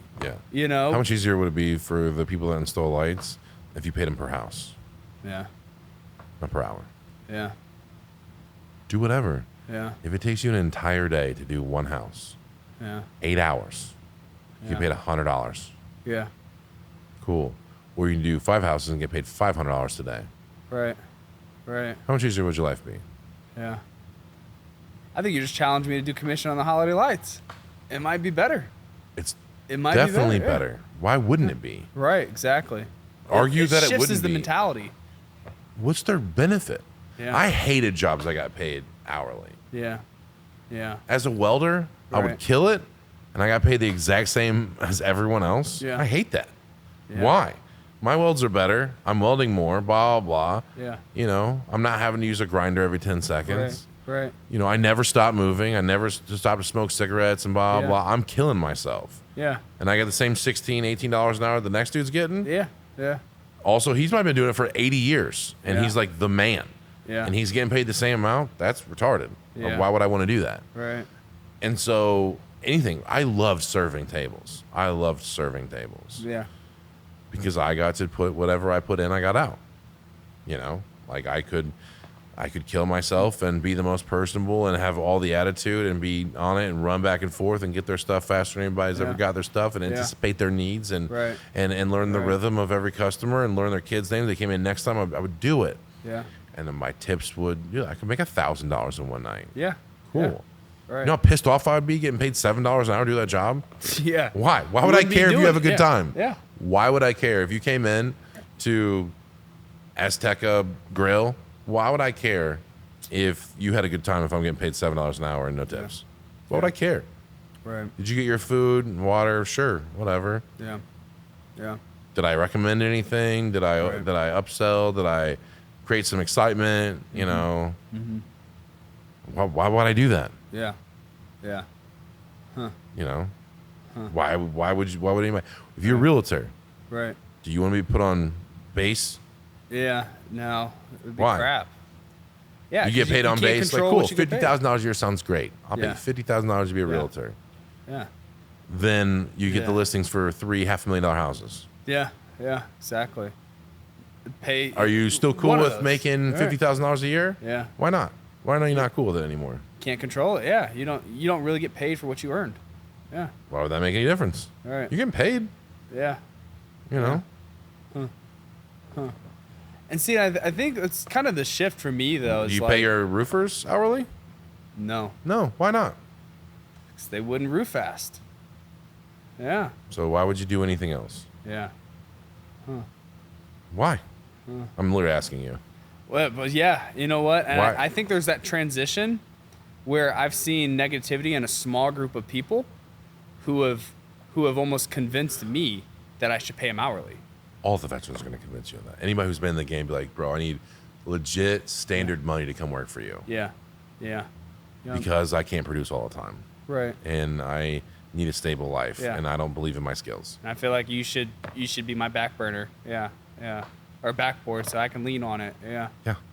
Yep. And And I'm not okay with that. Never worked out. It's never worked out. It never has. It never has.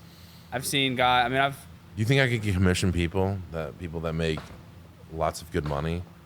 Be like, hey guys, let's pay $50,000 a year. yeah. And they go Yeah. sell hundreds of thousands of dollars commissions, but they get paid $50,000 a year. Why? I'll pay you hourly, Right. $25 an hour, Right. Yeah. but they could make X. So is your whole company commission? Pretty much. If you have an office job, obviously you can't do that. Yeah. Yeah. There's profit sharing though. Right. I don't Right. overpay, my salary position. So like if you have an office girl or whatever like that,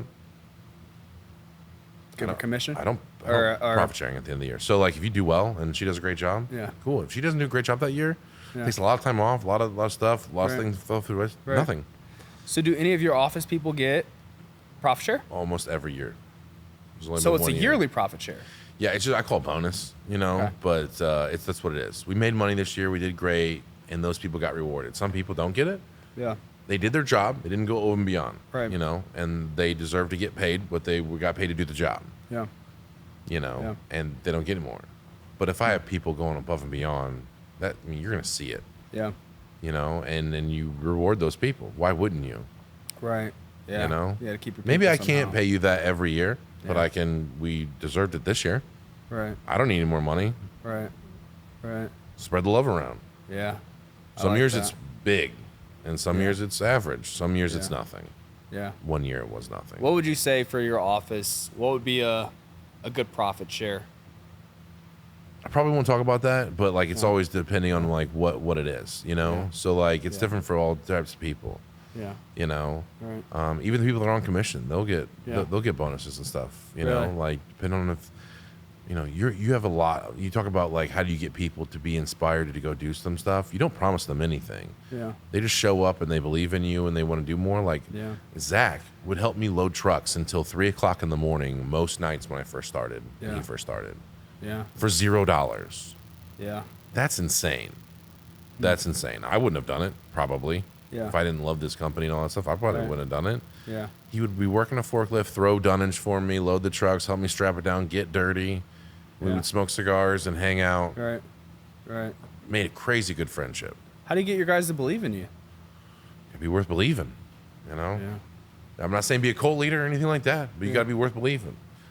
You talk to anybody here, and your podcasts are probably a testament to this, is like you watch these 13 or so podcasts that we've done so far. Yeah. It's very obvious that there's a core thing, and that's like, I'll take care of you. If you take care of this, I'll take care of you. Yeah. And they have no qualms about it whatsoever. Really? There's nothing like, Yeah. well, I don't really know. It's just something to do. I make good Yeah. money here, and if I Right. find something else, I'll go somewhere else. No, it's like, Right. oh, I'm just going to do this till I die with you. Yeah. You know? How do you? I mean, I think that's what I want to instill is that type of loyalty. One big thing I'm big in is like commitment and loyalty. You know, because I think that's what drives a company forward as a unit. You know, and it's not competition, and it's collaboration. Yeah. Try to do without money in the beginning. Yeah. You're not going to have a lot. Yeah. So try to do without money. So it's like moving someone's mom's house. Yeah. Taking your whole Saturday and Sunday and moving old girl's house and watching their dogs Yeah. and doing the stuff that doesn't cost no money. Right. Right. Not because you want some buy-in, but because that you love them like that, you Yeah. know, Yeah. and they're worth it. So you just show the love Yeah. best way you can. Yeah. Yeah, I still love the people that don't do a great job here. Yeah. Really. Yeah. Really. They might turn around, they may not. It's inconsequential. Yeah. If you're on the team, you're part of the team. Yeah. Until you're Yeah. not, Right. you know, Right.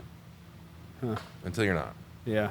And so they don't want to lose that. And Right. I don't want to disappoint them ever. So I give them Right. everything that they want. Hmm. I learned that one of my roofers the other day makes great money. Yeah. Dude's awesome. Probably my top guy. One of my top guys, anyway. Yeah. He told me he doesn't have a bed. Just because he's like, it's too hard to move. And, you know, I go from apartment to apartment every year. And I just don't want to do it. But whatever excuse he gave me. And I just, while he was telling me, I just was like, Find a bed, huh? it will be there. You have a queen size bed Yeah. getting delivered to your apartment, Yeah. blah, blah. And he's like, dude, don't do that. I'm like, oh, it's done. Like, Yeah. they're going to install it, blah, blah. Right. He's like, why'd you do that? I go, now I can sleep again because you have a bed. Yeah. You think that I'm real cool sleeping in my McMansion, Right. you know, while you live in an apartment in Roanoke with no bed? On the floor. Yeah. Yeah. Air mattress. Yeah. On the floor. He had like a fucking sleeping bag or something like that. Jeez. In a nice apartment, by the way. Yeah. Yeah. Not in squalor or anything like that. Right. You know, in a nice apartment. He just didn't have a bed. He had a couch and stuff like that. Yeah. And I'm like, no, dude. You think I'm going to be cool with it? Right. You're killing yourself 60 hours a week, putting on Right. my roofs and doing a great Right. job for me, coming in early, staying in a little late, and I'm just going to be cool with you sleeping on the floor? Yeah. Mind. Yeah. And if I didn't have the money, I would steal one. I don't care. Whatever I had to do to Yeah. get him a bed, that's what I would Right. do. I happen to Right. have money, so I don't have to go steal. I don't have to big borrow and Yeah. whatever. Yeah. I would find a way. I'd give him my bed. Yeah. I don't care. Yeah. There's fucking 3 beds in my house I don't use. I'll fucking go take one of them bitches over there. Right. Right. I like that. Yeah. And they get that from me top to bottom. They get Yeah. that all the time, day 1, Right. day 100. Right. So there's no barrier. You're straight for them. Yeah. I like I'm that. like that with you. Like, I would help you out doing whatever. Yeah. You know? I've always felt that support Like, from you. I would Yeah. do that. You know, Yeah. we would sit down for an hour or two Yeah. in between cars and do all that kind of stuff and Yep. and talk about your life, talk about Right. you know where you're at, the book that you wrote, you know, Yeah. things like Yeah. that. You know, I listened to you. Maybe I didn't give you any good information, but like I was just someone to There's some good nuggets. something to listen to. Yeah. You know, if you do a good job for me and you're part of the team, you're part of the team. Yeah. You know, I got a great mentor as my father through so many years. I remember him going out to the factory and people are building these big steel barges or piling machines and stuff, and he would just have a pocket full of $100 bills. Yeah. And he would just walk up all slick and be like, "Hey man, thank you for doing a good job," and put $100 in everyone's hand. Yeah. For no reason on a Wednesday afternoon, for no reason. We didn't have a Yeah. good month. We didn't do anything Yeah. just because. Yeah. Spread the love. Spread the love. Yeah. It didn't hurt him that much. Right. Sure, he was making great money even back then, Right. but it meant a lot to those guys. Yeah. Shit, man, I can take my girl to fucking Ruth Chris tonight. Right. You know? Right. Oh my God, I just was about to get my cell phone turned off. He doesn't know their lives. Yeah. He's 120 people. He doesn't know their lives. Yeah. But that might have changed the whole outlook on everything. Really. You know? Really. And then I was like, well, I want to do that shit. Right. Poor man, Mr. Beast shit. Like, Yeah. that's what I want to do. Like, yeah. just poor man's Mr. Beast shit. Yeah. That's what I Yeah. want to do, and that makes me happy. Yeah. And so, in turn, it's a symbiotic relationship. Yeah. And people work hard for me. I work hard for them. Right. And we keep it going. So, why be so supportive to people? I mean, like me, who are, I mean, kind of, I won't say competitors, but in the same market. Like, why are you so open? It will not hurt me at all. Yeah. If it would hurt me, I probably wouldn't hurt my people. Yeah. By telling you the ins and outs and how to give you game on canvassing and do all Right. that kind of stuff. Right. We're such to a level now, and it's not Yeah. boastful or anything to say, but it's just different, you know? Yeah. You have a long way to go, you know? Oh, yeah. You have Oh, a yeah. long you have a long road ahead of you, and I was Yeah. in your place, and I care about your family. Yeah. If it would hurt my people, I probably wouldn't give you all the game, Yeah. you know? Yeah. Because I care about my people more than I care about a competitor. Right. But Right. there's really nothing. You do asphalt roofing, Yeah. and I do metal roofing. Right. Right. You know, I make all my shit in house. You Yeah. go buy it from a box store. It's a Yeah. complete different thing. It's Whole not different ball game. Yeah. It's not. You have 3 people Yeah. on your team, Yeah. 70. It's just Yeah. different. Yeah. You know, when you get up to 70 Right. people and you start stealing jobs from me and do whatever, we'll have a separate Yeah. thing. You know, Right. maybe I'll have to Right. buy you out one day to keep you Right. from running me over or something like that. Yeah, it's yeah. possible. Right. But for right now, it's just there's plenty of opportunity. Yeah. I want to have a good rapport with everybody, competitors and everything. I'm hoping to get competitors on the podcast, people in the metal roofing, the Yeah. window game, the gutter Yeah. game, things like Yeah. that. Right. We only have one in the works so far Right. for future episodes, but I really want to get Yeah. some of those guys to come on and not exactly debate, right? Yeah. Because I'm not into tearing anybody down or being right. I'm more interested to see like if they have game for me. Yeah. That'll tell me a lot about somebody. Right. And be like, hey, by the Right. way, I know you don't know about this, Yeah. but iRoofing is kind of like, I know you're This hand is it. measuring Yeah. everything, Yeah. so like, Yeah. you know, blah Yeah. blah. I don't know if you know this, but Sumo Quote does most of the calculations. They know Yeah. the numbers for the insurance Right. things, Right. so Right. like whatever that is, Right. You know, Right. and vice versa. Yeah. You know, you know, I only have one competitor in town that really talks to me, and you know, Yeah. you Yeah. know, everything. So we'll see if he comes on, and that would be super cool if he did. Yeah, yeah. So I mean, let's say we grow to that level that you're at, which I have ambitions for that, and I think I probably got similar drive to do that. What would keep us networked, close, you know, and not rivals?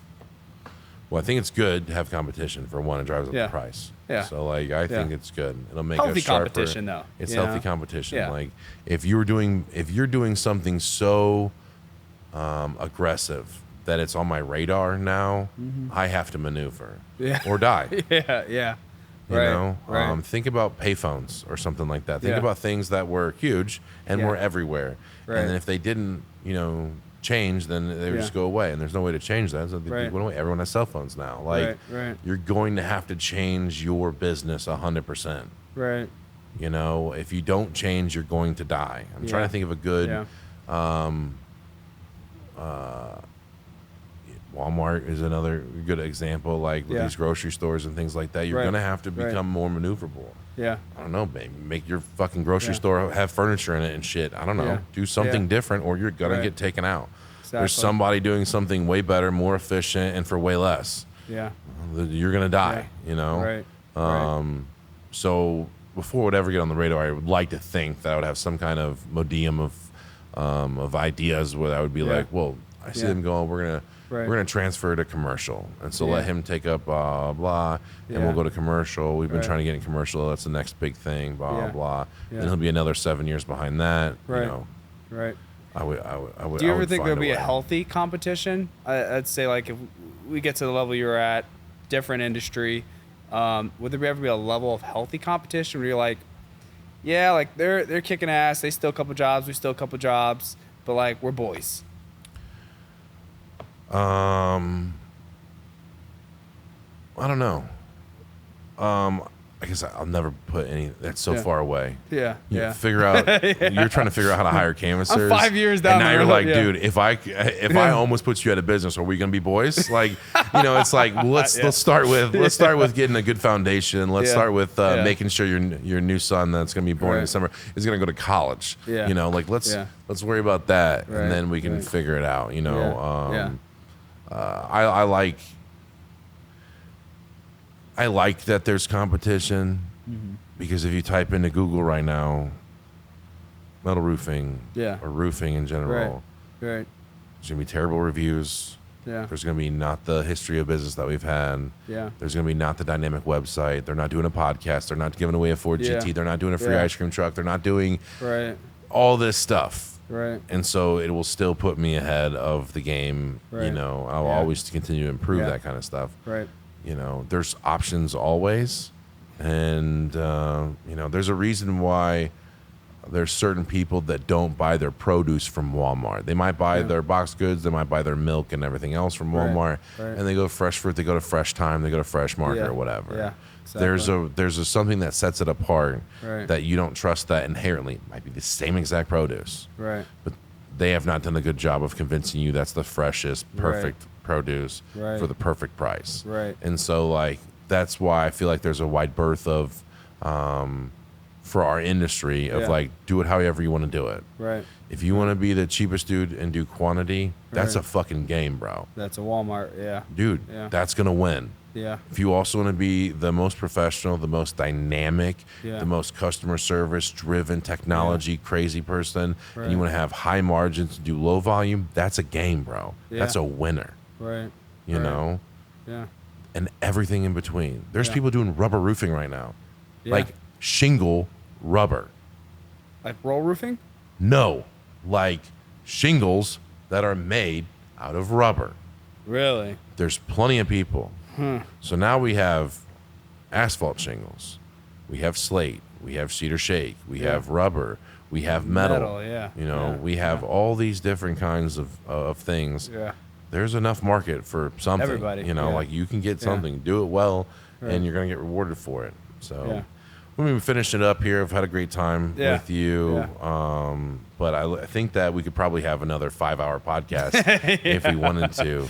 But again, plug your company, plug your website, plug whatever you want to, so that way people let them know who you are. Yeah. Again, I'm the the leader of Faze Construction. Our website is fazeconstruction.com.